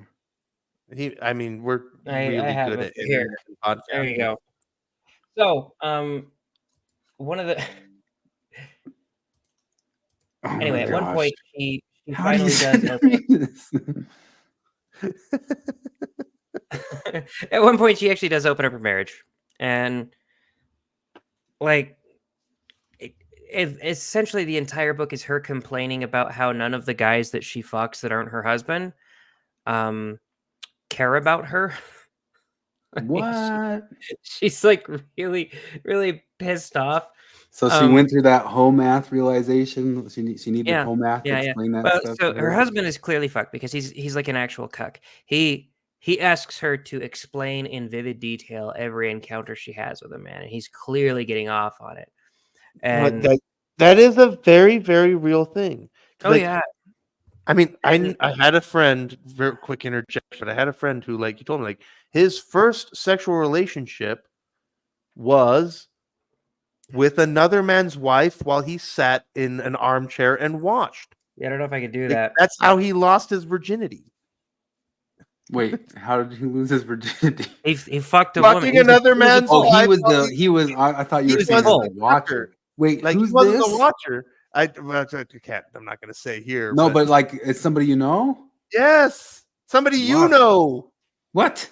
Yes. Oh goodness.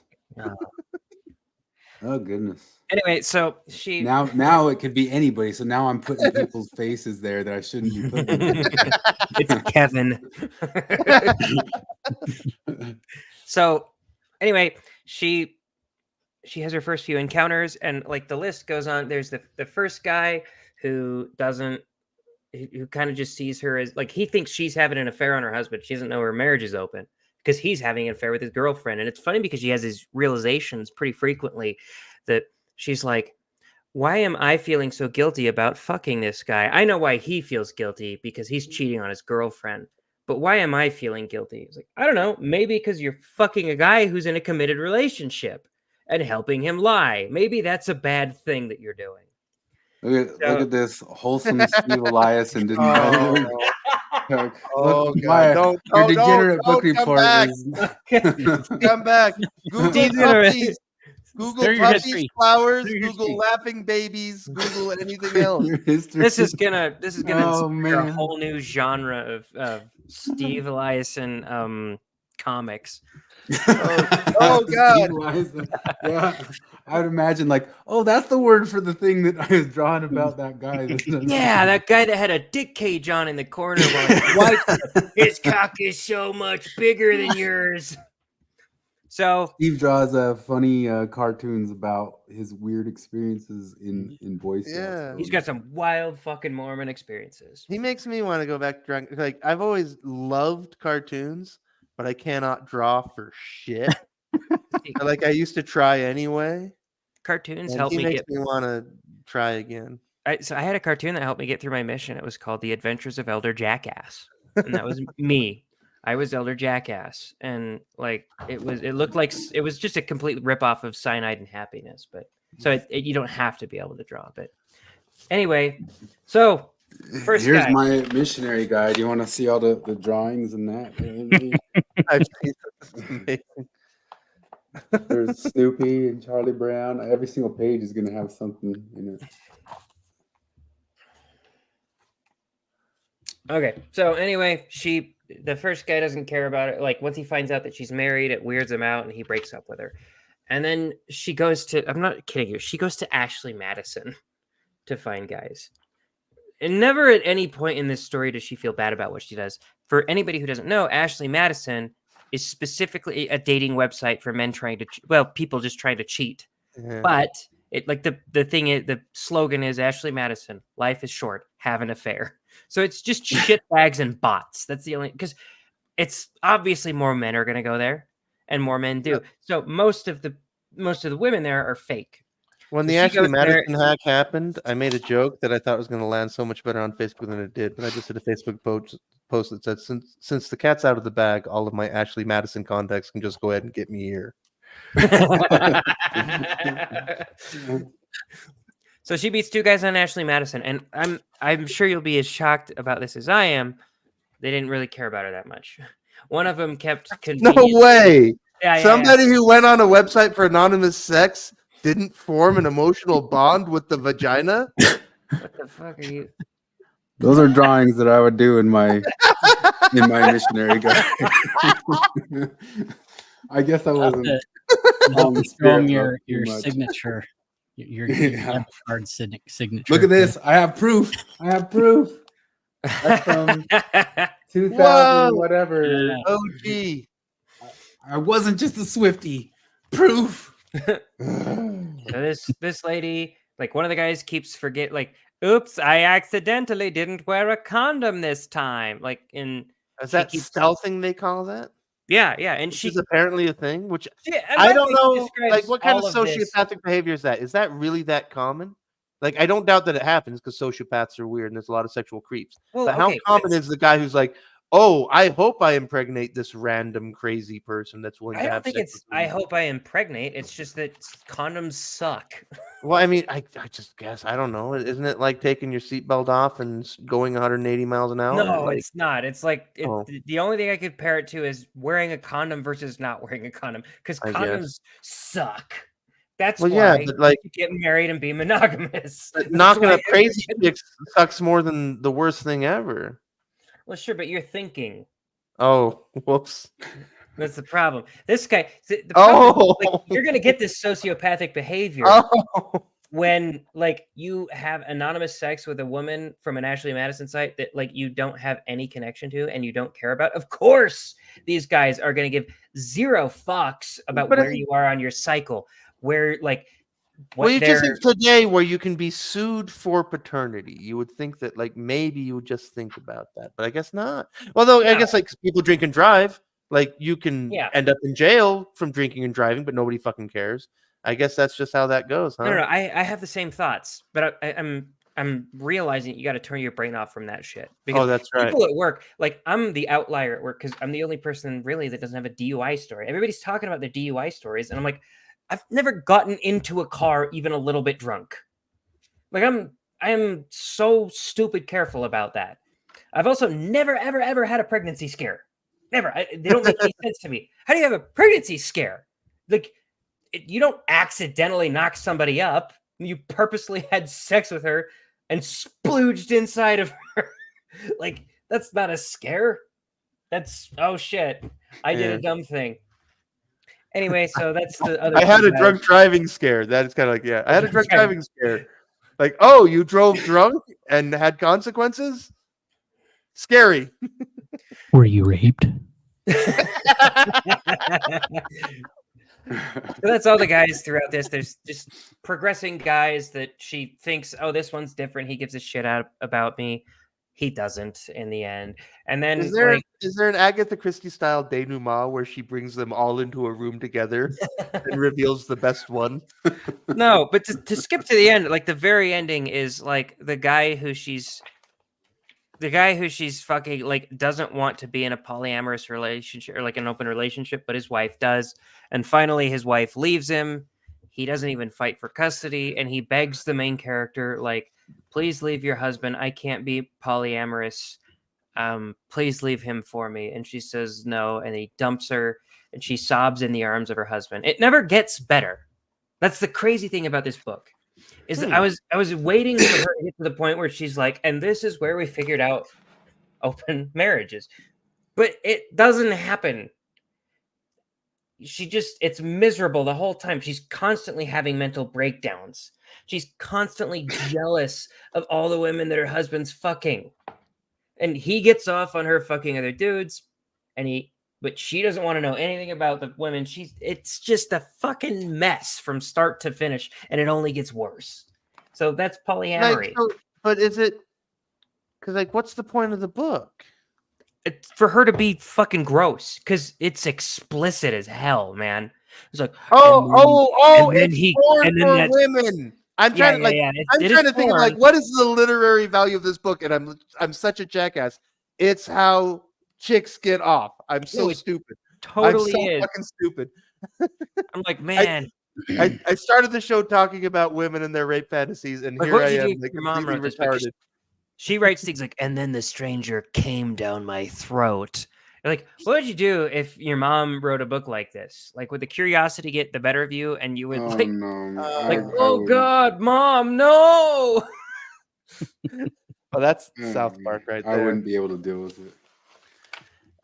Oh man, because that's things like this is one of those things where very early in my like leaving the church and atheism thing, because I remember like, you know, within a couple of years, like before I was an atheist, but I was like, I don't think I believe the church anymore.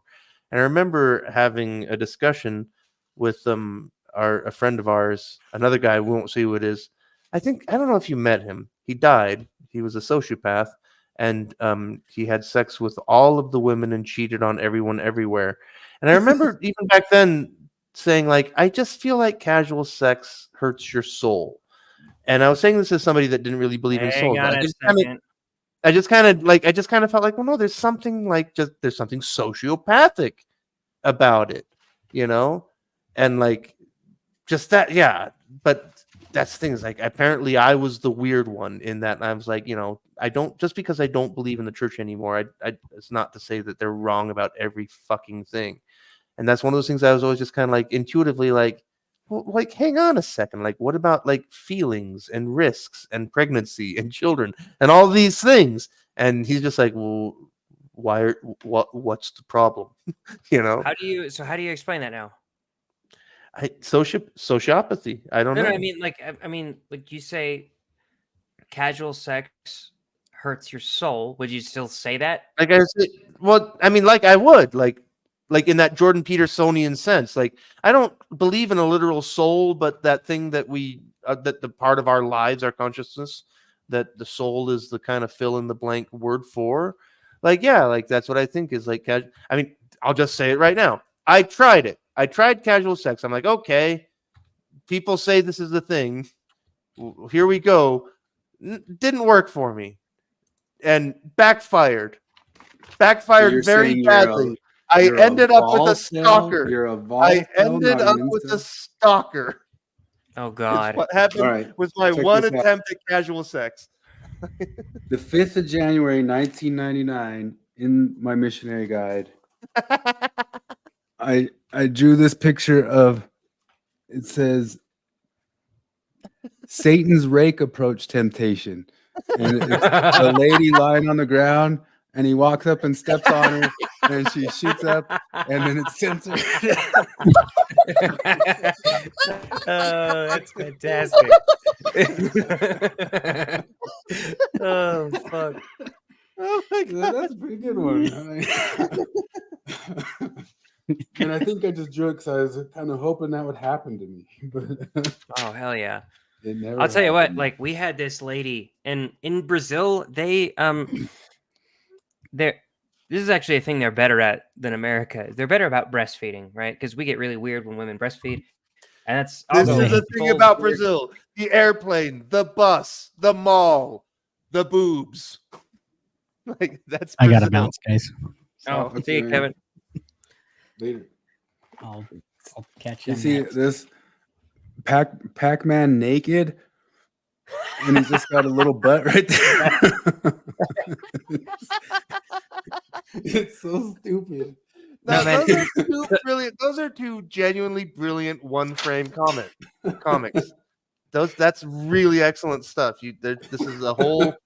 Like if you had never picked up a guitar and just drew, you would be Except his crappy drawings. Like I thought this one. Well, if you drew as much as you played guitar, you would draw like the best.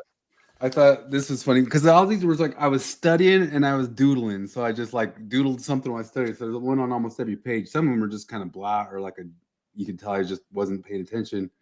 But there's this ghost.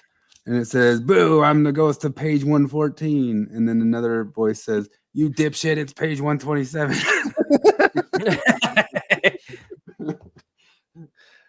Oh fuck! That's kind of fun to watch. I forgot that I had this. I drew this one. It was Oh, there's another Kara vid. Oh, it's this guy. We got to watch that. And there's a girl over on this side, and the guy warns, "I'm a missionary. If you shut the book, you can't shut the book, or you'll make me kiss her."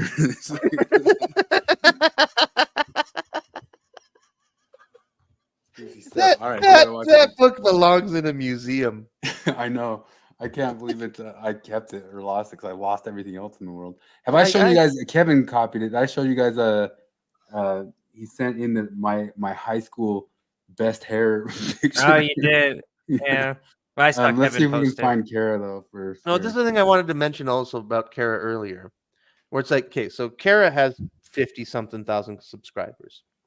Do you think that if you put out a call, like imagine we had 50,000 subscribers, if we put out a call, like, you know, in one of those "won't someone rid me of this turbulent priest" kind of ways, or explicitly, does anybody have dirt on Kara? What are the chances we could get some dirt on Kara? What are the He's chances? trying to say his cancer is not real. This is what this looks like. Whoa, that would be something. Okay, that's What pretty if wild. Cardon is just a nightmare? Like, yeah, he's just a total fraud. Could be. It'd be Let's kind see. of funny. I don't like because here's the thing: if you have Flip defending Cardon, then you fucked up.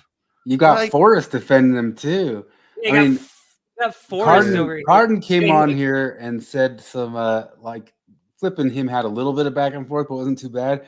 But Cardon said some downright stinky things about Forrest on Word Radio. Like nobody's kind of just been like singled out and had shitty things said about him more than Forrest. This is it's the same as I feel when I have to defend Trump or when I have to defend the Mormon Church. Yeah, When I yeah. have to Yeah. defend Cardon, I'm like, come on, Kara, like just make fun of the dopey fucking things he says. And like, yeah. All right, this one's gonna be 1.5 speed. Let's see. Okay. Oh, it's a long one. So much worse than you thought. Well, he knows how bad he is, and he really did himself a disservice by going on Jubilee because my sources are vast. I know I'm getting myself in some little bit of trouble right now. Everything I say is allegedly, and if I get taken down for this, he would have to prove that everything that I'm saying isn't true. And Oh, interesting. Wow. That's Holy shit. Kara. That is called a Kafka trap. It is an abuse tactic. You idiot.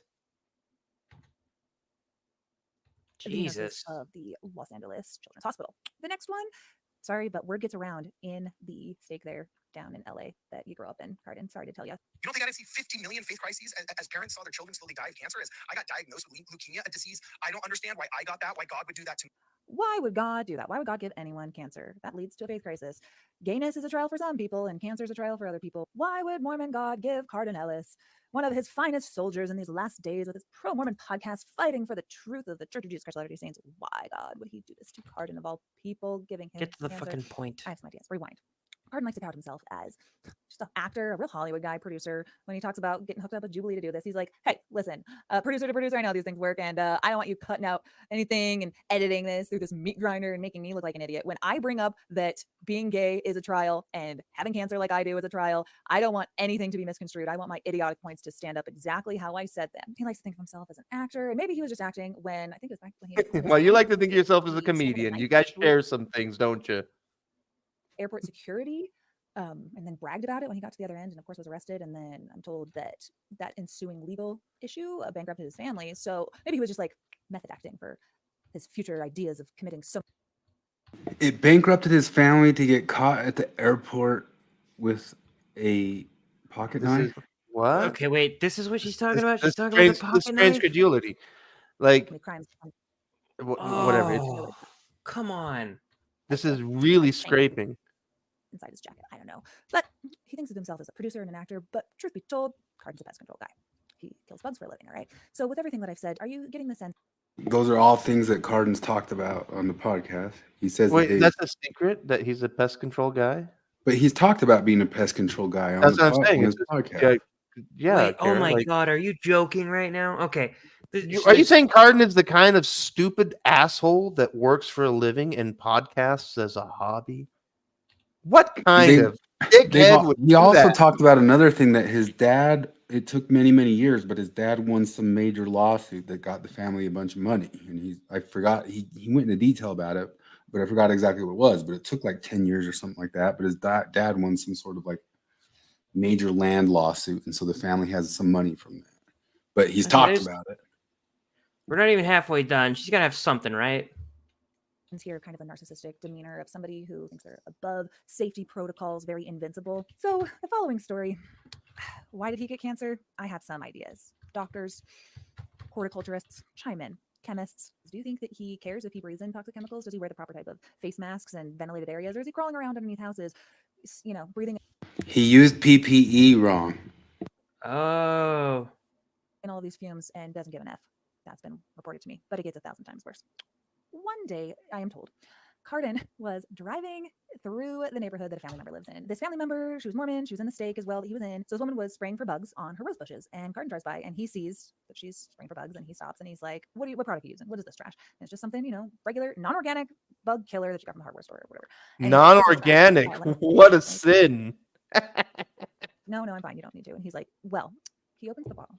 He doesn't take a sip of it. He chugs an entire bottle of. Okay, I could absolutely see Cardon being a cunty, pushy salesman. Yeah. Like that. Like this doesn't shock me, but yeah, I thought she promised like some Tim Ballard level. No, here's the other thing: is like Kara, are you accusing an internet personality of self promotion? Are you kidding me, Kara? Somebody would go out there and try to sell themselves as a product? I remember when door-to-door salesmen would come around as a little kid and they'd show us like how whatever spray they were using or doing was safe, and they'd look the thing like, look, it's completely safe, and yeah, it made me think that whatever they were selling was just it just means some sort of alcohol or something. It's the it's the homeopathy of pest control. But at the same time, too, I don't know that I believe the story at all. Yeah, no, yeah. Like, I don't know, because it sounds believable enough. I could picture him saying, like, look, it's not dangerous. Look, I can take a swig of it. I think I would not picture him downing the whole bottle. Yeah, no, well, that for sure. I But bet also, that's like, an exaggeration. this is like we have said for a long time, at least I have, that like Cardon is a legendary blowhard. Like, we already know this, but like, where's the big scandal? You're a blowhard, Kara. So what? Toxic bug killer. Down the hatch. I do not understand why Mormon God gave you cancer. No, I can hear the comments coming in already. Kara, spill the tea for the tea spilling's sake. Take the mother effer down, or Kara, don't stoop to their level. All are valid, and I hear it. My reason for doing this, first and foremost, the women that have reached out to me who are saying that he has actively done harm in their lives. Not a time for it. Doesn't care about it. First and foremost. And then second, the last two podcasts that he's released on Word Radio are, it's not just because I have some liberal agenda, they're just irresponsible misrepresentations of the data about the queer experience. The Mormon gay man who's married to a woman, Timber, that he had on his podcast, as well as one of the men who run North Star, and the data that they reference in this study that was done about LGBTQ members in the church. It's called the 4 Options Study, incorrectly citing statistics to prop up their own arguments that make the Mormon church look a lot more welcoming and a lot healthier for queer Latter-day Saints is really dangerous and irresponsible. It's not like you're in the minority. Like, all of these studies show that, like, you're not just the holdout. You're not the 1 in a million gay LDS guy that made it. All the studies show that the majority make it. You have a majority chance of success. You have twice, sometimes 2.5% better chance at a successful relationship, successful mental health, successful Yeah, physical that's bullshit. Like, that has to be bullshit.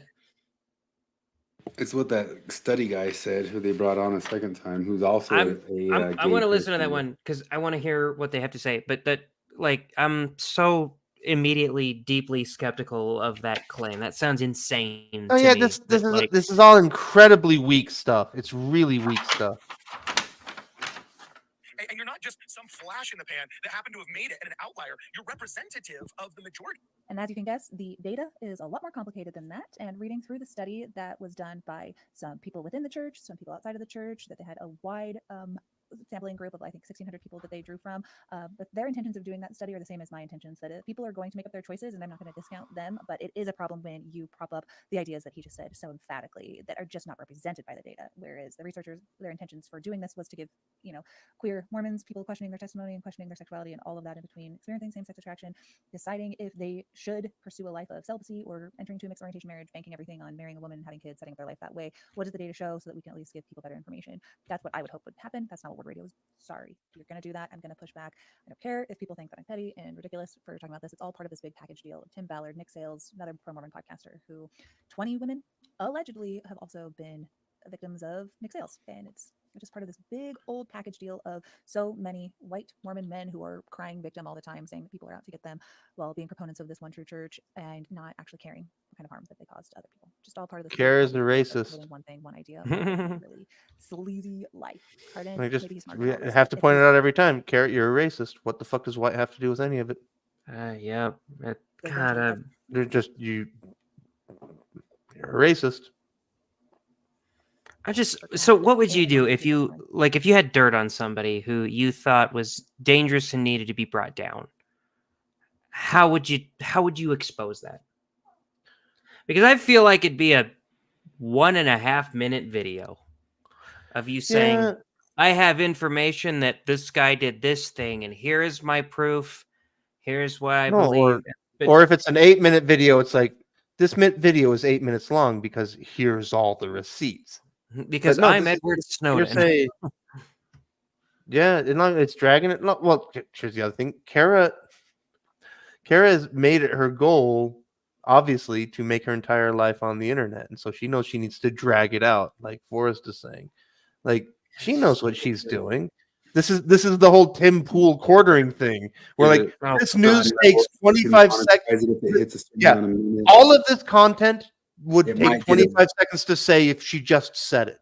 It might get a commercial on it for non-subscribers if you go long enough. Yeah, That's you the gotta most really drag the it. most insulting thing that Facebook has ever done to me is start doing sponsored ads for the quartering. He's so awful. It drives me crazy. I don't even think I've ever watched a full video of his. Like, I just get this autistic rage. I think it's the same with Tim Pool. I mean, figured out that I hate him. I think YouTube heard me say, like, I'm just tired of this fucker. I'm just tired of it. Stop showing me his shit. I'm Please. fine. Like, sometimes they have like some bits of info of like this thing happened on Twitter and I didn't know it happened. Yeah, no, that's I want to like, hear the thing, but I never need to go past like 3 The only minutes. reason I Still ever has a followed- commercial in it. That still has a commercial in it. The only reason I ever followed quartering in the first place was that, like, he popped up, like, when he was early on before he had a career on YouTube, where he was just talking about something that was like related to a topic I was listening to or whatever it was. And so YouTube's like, hey, this guy's talking about this. Like, oh, wow, here's some guy just talking about this thing. And then he turned it in, like Kara's like, oh, I'm going to turn this into my business. And it just turned into shit. It's pretty terrible. And he needs to win an argument about LGBTQ issues. And he can just bring up that he's got his own trials. Long game. He's thinking ahead. Now, to be clear, though, while cancer, obviously terrible and a harrowing experience for family and everyone involved, we got to be honest as well, because as has been reported to me, it's not like he went through radiation. It's not like he's in the hospital for years and years going through chemotherapy or something. Wait, he what? says he stares down the barrel of a chemotherapy pill every day. He takes a pill. What? Well, that's his Okay. trial. Hang on a Well, second. Leukemia. Come Oh my on. gosh. Well, also, like, just to remind Kara that every time you mention the T and Q after LGB, you are tacitly admitting to a faith-based metaphysical belief system that isn't real. There's no such thing as T but and like, Q. she's acting like she's acting here like it's crazy for him to be sad about, like, well, he just has easy cancer. Okay, so chill out. You just have cancer light. He's got the 20 chemotherapy pill. Well, like That's pretty Kara's a feminist, so we already know that Kara is entirely unconcerned by the gender death gap, the life expectancy gap. And so the idea for her, the idea that Cardon dies 20 years early, that's all just bonus points for her. That's just gravy. Well, I'm like, okay, you're sitting here trying to, like, you're trying to take down the guy, right? You've got this crazy level information on the guy that's going to take him down. And then you have to stop for a second to be like, yeah, he's got the easy version of cancer. I don't know why he can't. He's just going to die 20 years early. That's a long fucking time. That's a big deal. And I make fun of Cardon, but I feel a great deal of sympathy for him. My criticisms don't include he complains about his cancer when it's easy cancer. Yeah. A girlfriend of mine, grandpa, died of that slow-moving leukemia, like across 5 years, and it was a nasty final 5 years. Like he was just cold, sick all the time because it was almost kind of would have been nicer if it moved faster on him, if that made sense. There's Because this, he just he dude. got super sickly, and it just There's like people who, if they view somebody as their enemy, they have, like, to use some of her verbiage, the inability to feel empathy toward that person. Because I remember, like, there's this woman, I could not stand her. She was in my ward growing up. I constantly complained about her, and her daughter was driving in a car, got hit, and died. She was like 16, and I remember, like, I think Morgan asked me, like, well, like, why are you seem pretty beat up about this? This lady's daughter died. I'm like, yeah. I thought you didn't like that lady. I was like, well, no, I don't. But, like, fuck, I'd sympathize with anybody who their daughter dies at like 16 years old. That's fucking terrible. I'm not gonna be like, oh, it was easy. Like, at least she died quick. She's like bitching that her daughter died quick. It's No, yeah, chemotherapy. I mean, people. I don't know. There's whole Louis C.K. bits about this, about people who like pretend to care about people. Like Louis C.K. like talks about, like, I have 2 nephews. I don't love them.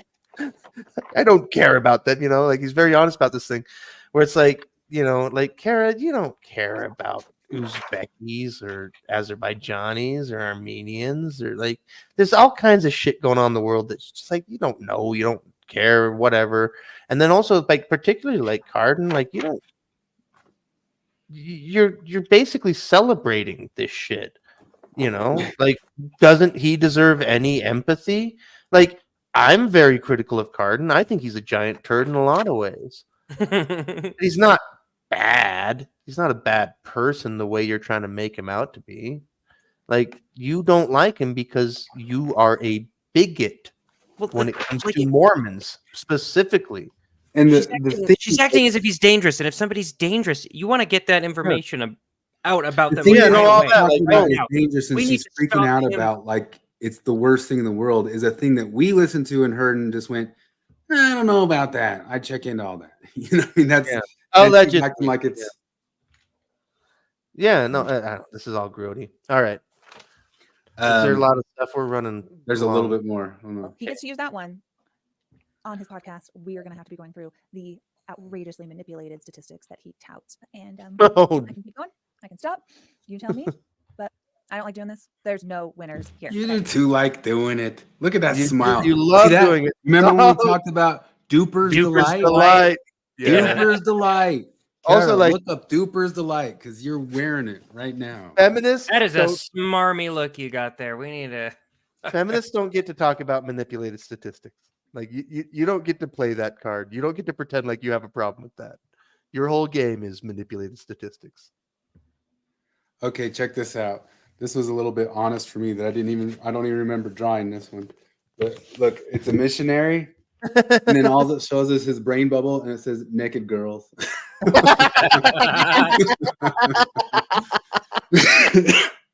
And you got that Utah thing too, don't you, Chris? What's that? You got that Utah accent too, don't you? Little bit. You said naked. Oh, I said naked. Yeah, naked. Yeah. Naked. Girls. Yeah. But it's also how I wrote it there. I wrote it Nekked. Oh, okay. I didn't see that. I'm just my mom. Those are really brilliant. You need to take good, high quality photos of those and post them in the group. So some of them are just crap. There's not enough of them that were like actually trying to be jokes. Those three, the three you showed us, were all excellent. They're all. I had perfect. one that was. They're all perfect one framers. It goes to show like your brevity. Like you've got a really efficient sense of humor that you can get it all. I mean, I wasn't trying to be like a. Because I didn't think this wasn't thinking anybody would ever look at it, even all these years later. I can't believe it's being looked at. That's genuinely good stuff. Naked Pac-Man, like that's a good gag. That's Gary Larson level good gag. Yeah, I'm sure it's been done. Well, Rule 34, right? We don't need to show that to Marty. Well, you didn't put a giant dick going up his ass. But look, this one's not a joke, but just shows my thing. I just drew one that was called "Hate the Mission Monster." So I guess that tells you like what I thought about missions. But my drawings were crappy as hell. But they're better than mine. You spent a lot of time drawing on your mission because I did that. I got way into drawing on my mission because that was like. No, I didn't get. This was just. These were all just doodles that I did during Mormon study, the morning study, and I just quickly like drew something down while we were in the middle of studying something. Like every single one of them, like it wasn't sitting there and planned. It was just. That's why a bunch of them are just like I could tell I was just scribbling or something like that. But I always thought this was funny. I always wish somebody would do it better. But like I drew a picture of the second coming of Christ, but he's dressed like an apostle or a missionary or something like that. And I always like thought like, why wouldn't it be like that? Like why wouldn't they come down dressed like a modern apostle? Yeah, if the church is right, if like the second coming of Jesus came, would he not come down dressed like the current apostles? Wouldn't that be how it is? I mean, Shouldn't he'd he be in imagine. a tie and stuff? But this is coming from someone fighting for the stats of gay suicide people as if he can't be sad. He's still going to die sooner. Yeah,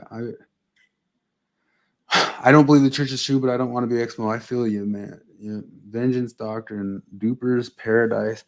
Yeah, I can't. I mean, Kara, Nathan, and all those guys.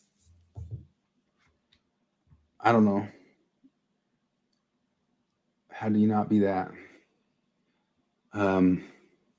Anyway, John DeLynn to hopes. Controversies generate great content. Yeah.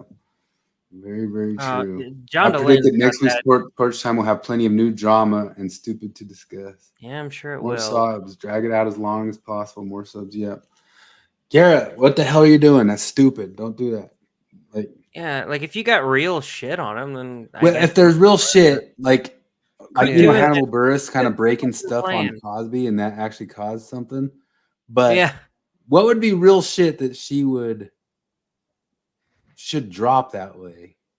Like I don't know. if like she knew that he cheated on really his did rape wife some by chick, yeah, like if he raped someone, that's, and he that's should be not it. announcing that, maybe he was like out of prison for it or something. I don't know. but- Like, remember when Kara got in trouble for making the whole joke about like sarcastically having an affair with John DeLynn? Oh yeah. Was it maybe that kind of thing? Is that a possibility? Because a lot of uncharitable people, Kara, who wouldn't be willing to give you the benefit of the doubt because they are bigoted against your worldview would just hold on to that forever and ever and ever. Unlike us, who said like it was a joke. Come on, like it was hypocritical, but it was a joke. I'm We know you're mostly joking. Do people know that Cardon is joking, or are they taking something out of context and deliberately using it as ammunition? Yeah. By the You way, know, with and your again, Delin like jokes, I was mostly just offended comedically. Like they weren't funny. like, yeah, I don't Dylan know. just wanted. Dylan does this thing where he just wants any excuse to talk about like porn or sex or whatever. So I've There fully does seem to be a thing. There does seem to be something going on there for no, sure. I fully believe that was his idea. Like he's like, let's make a joke about porn, and she's like, okay, what's the joke? And he says, well, the joke is that porn. It's such an We gotta irony go that like porn there's together. this whole like because one of the big criticisms of like the thing you hear about from a lot of women is like they'd get their bishops interviews and the bishops were like weirdly probing, kind of like John DeLitt on his podcast, like, well, could you tell me about masturbating? Like, oh, is that something people shouldn't do, John DeLitt? Okay. Is that like something that a 501c3 or religious organization that exists to help people deal with things like sex and sexuality and religion? Is that a thing they shouldn't do, John DeLynn? Is ask women about their masturbation habits? Oh God, Man. All I guess there's nothing else. I Yeah. guess there's nothing else to say. It's such a weird place to be in because Cardon's been nice and cool to me, and I've talked with him and got Yeah. along and all that sort of stuff. And this past couple weeks has been like since the Jubilee thing it's kind of been like, I mean, he really did step in it, like because like Yeah. I give him all the benefit of the doubt. We have, but man, Cardon, not the time to take that tack. And mostly because like you should have known that people are totally uncharitable. Like you really should have known that. Like all these people, like I've said for the past 2 or 3 weeks now, all these people who are pretending like they don't know how Mormon doctrine works. Like, no, stop pretending. You're being dishonest. If people understand how Mormon doctrine works, then your analogy makes perfect sense. yeah. Well, I mean, I feel bad for him. He's got nuance hoe coming at him like that, but at the same time, too, I think that'll pretty nothing burger pretty bad. I don't know. Like that's the other thing. Like Cardon has a little bit of like a Trump-like immunity to criticism, for better or for worse. I don't think he gets bothered by that stuff.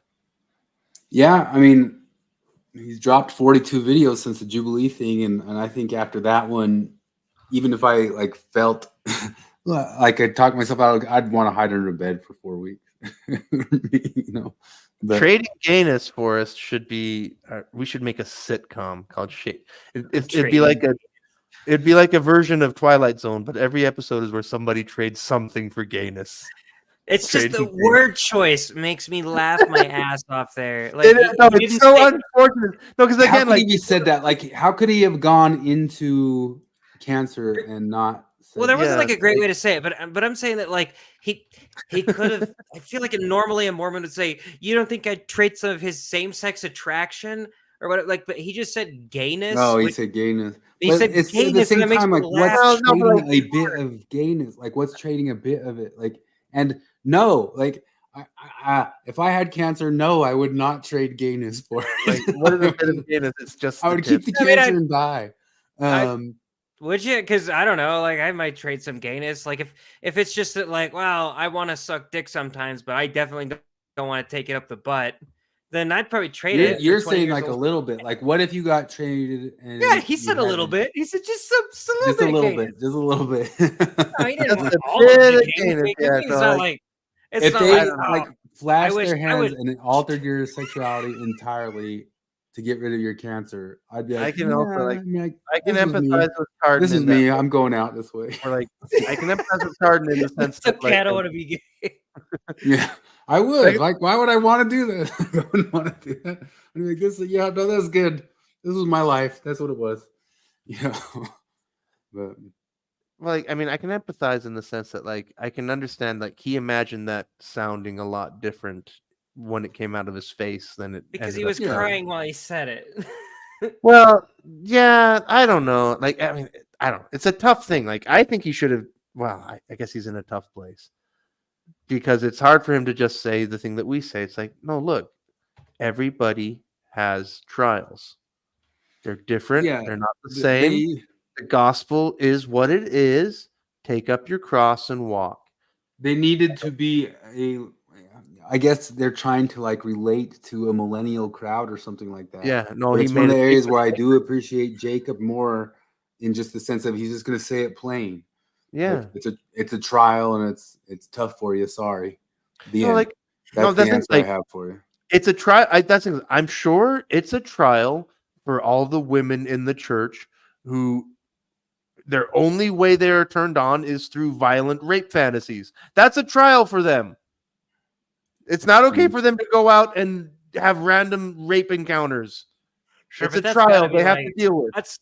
That's got to You be know? curable through through like therapy, right? Of course, no I- therapist is going to try to do that. Most therapists, I mean, are just gonna everything be I like, know "Oh, about it, they're seems to be heckin' something. valid." It seems to be something that gets baked in so young, and there's no rhyme or reason to it from what I can Yeah, tell. yes, that's It's because been a I trial would for me. immediately leave a woman. Like I was would, if a born- woman's like, hey, I need you to choke me and call me a dumb bitch. That's the other thing about the book is one of the good things about her and her husband deciding to open their marriage is that he really liked screaming cunt at her during sex, and she wasn't a huge fan of it. But the other woman that he fucked actually really liked it when he screamed cunt at her during sex. So it really, Oh, I really bet he worked did. out. Rather Jeez. than fixing that shit, he decided, well, let's just fuck somebody else who likes it when I shriek cunt at her while I rail her from behind. I knew an ex-Mormon like they declared their ex-Mormonness within 24 months. They declared their polyamorousness within 6 months. She was telling me that her husband said no more after she came back with a black eye.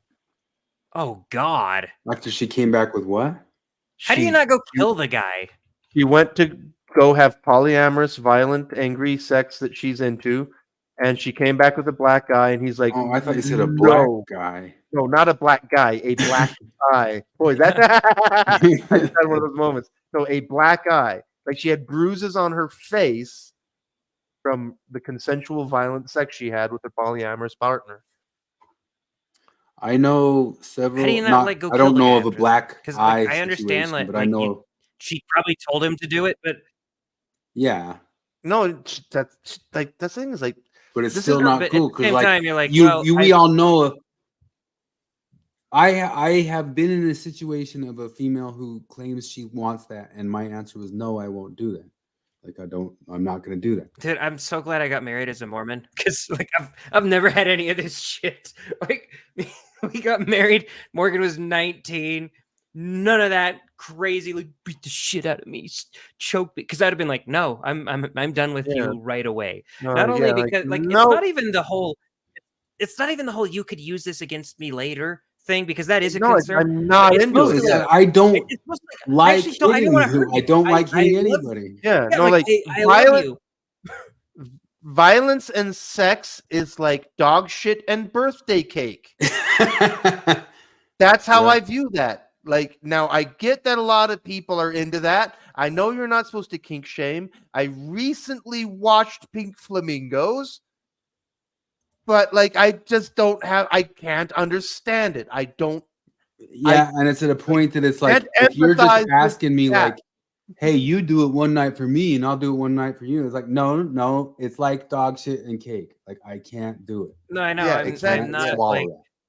there's some non-starters, and you like because the idea behind being in a romantic relationship is that I love you, and if I love you, that means I don't want to hurt you. So that feels pretty you're a like easily like demisexual. actually I'm not gonna hurt you. You're a I am a demisexual, Jared. You need an emotional connection. I actually don't. Well, I would have been. I have an even if I had second the level chance. to that, and I hate admitting it because you might talk to Nathan Bigler or challenge him to like a push-up challenge or something like that. But I've also never hit anybody my hardest at all in my life. I don't. Oh yeah, me neither. I am a non-violent person. You I've know, been in a and- couple fights, and as soon as I get the person to submission, I can't go on anymore. Yeah, Like, anytime I've gotten a little bit rough with like friends, a it guy ends up was way one of more my friends. wrestling No, I've had than that. Like, punchy. one of my friends started trying to beat up my brother.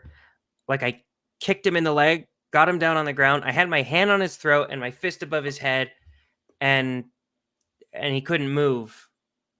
And I was like, I'm not gonna hurt somebody who is completely at my mercy. I'm not good at being. I'm not a pure pacifist. I'm violent. sure I would if the situation came up. Luckily, sometimes, a lot of times in my life, I got out of it just from like size, that people didn't dare test me to fight or something like that, not knowing that I've never punched anybody my hardest in my life. And who knows how that would go. I've told but- Chris this before, but like the last time I was physically struck by a male was junior high school. The couple of dozen times that I've been struck since then were all women. Yeah. Oh yeah. Mm. Have you seen? So have you seen the? I was a Lyft driver and women punched me. Drunk women. Jesus. I was hit by a woman because I was with another woman. She had no right to hit me. I had a moment that I wish I had on tape because I made a really pithy, snarky remark about how women are violent, and a girl I was walking with reflexively punched me in the arm and immediately realized what she did. Well, if you think about it, like that chick who came and hit me because she was mad because I was with another chick, like if that was a guy in the situation, it'd be the worst thing in the world. But you want to know what? We all know that men and women are different. And when she did that to me, it didn't hurt at all. I mean, it was embarrassing, but like it's still, you can still say, well, but then that wasn't the same thing. It's just not the same because men and women are different. But So I don't know if you've noticed this, but there's like this phenomenon lately on Reddit where a woman will be totally convinced that she's like stronger than her like husband or whatever, and he'll be like, well, no, and she's like, no, I could beat you up, and then eventually he's like, no, to the point where she said, well, wrestle me your hardest, and then he does it, and she finds out how easily it is for him to overpower her, and she like just breaks up with him. Like I've seen like seriously, I've seen like 3 or 4 different Reddit posts where that's the ending. And like we had something similar to that, not where like Morgan was never like, I can beat you up. She was just like, you never try when we wrestle. Why don't you try? I'm curious. And so I was like, well, okay. And she was like, yeah, that's kind of shocking. Just the difference. And it's not a brag. It is hot, Forrest. It's very hot. it's kinky. I had a girlfriend who would kind of like act up, and I could hold her down with one hand, just like one hand across both her arms, and there's nothing she could do. But it's like this whole like it's wild to these people on Reddit. These women, they're actually convinced that like, I could kick your ass. Well, no. It's a little bit like the same thing of all the adult men who think that they could win in a fight versus a tiger or a bear or something like that. Oh yeah. And they just don't understand the difference of You ever watched a bear? They fucking sprint up trees. But even beyond that, like even if it just looks like it's an arm or something like that, you don't realize that if he used that against you, he's got like 8 times the force that you have. Oh god, yeah. Bears are my number 1 fear in the whole fucking world. I hate them. It would be freaky. But yeah, it's weird. It's a weird world. Weird world. Anyway, poor Cardon. He's getting smeared. He's getting smeared for being a goof. It's just the stuff he believes, but it was goofy. But I don't know. I guess if you go be goofy, stuff happens. It's goofy. But I sit there and try to think. I do try to think, like, how could have Cardon done that stuff better at that Julie thing? But It's like the whole thing is like if I was Cardon's coach and he's like, I think I'm going to go in with the trade gayness for leukemia. And I'll be like, okay, let's drop back burners. And then I do the, That'd then be- I leukemia. great Like everything you Like, oh, suggest. I'm is like, gonna and trade- then the leukemia. Like, no, I'm telling him I'm going to trade butt sex for cancer. Like, no, let's table the leukemia gay dialectic. Let's just put that away. So I think part of the problem is that in their defense, this was supposed to be like a how do ex-Mormons and Mormons find middle ground thing, but it wasn't even nearly that. Yeah. It was clearly just we're going to pit you against each other, like which one's right, which one's wrong. Like you're not trying to find out how you guys can be civilized together, because if that's the case, then they could come out and say like, look, ex-Mormons, be fair in your criticisms. That's pretty easy. Yeah. And that all we've been saying all along, be fair. Yeah.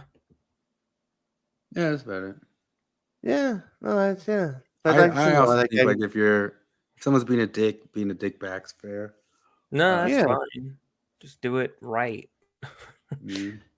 Yeah, no, it helps to be good at it. But I don't think in Cardon's case, like whatever Kara's trying to do there is equivalent to whatever they were trying to do. And she seems to have dreamt it up in her head that it is. But Yeah, no, I mean, I don't know. I think we've seen enough from Kara to figure out what kind of person she is. But she tells you enough. She's one of the most honest people I know of. Yeah.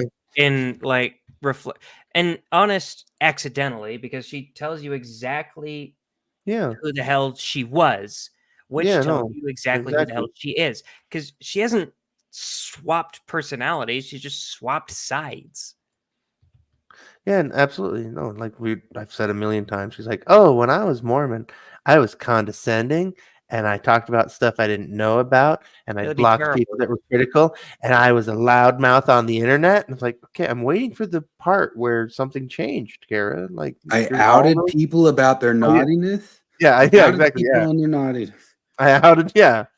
I tattled on people, and I was all about moral purity. Like, yeah, okay, you're all in those same places. What's different? Like, yeah, but that's just it. Like, it's just like with the Scientology lady, you know, that's just her thing. Like, there's no explaining it to her. Like, be nice.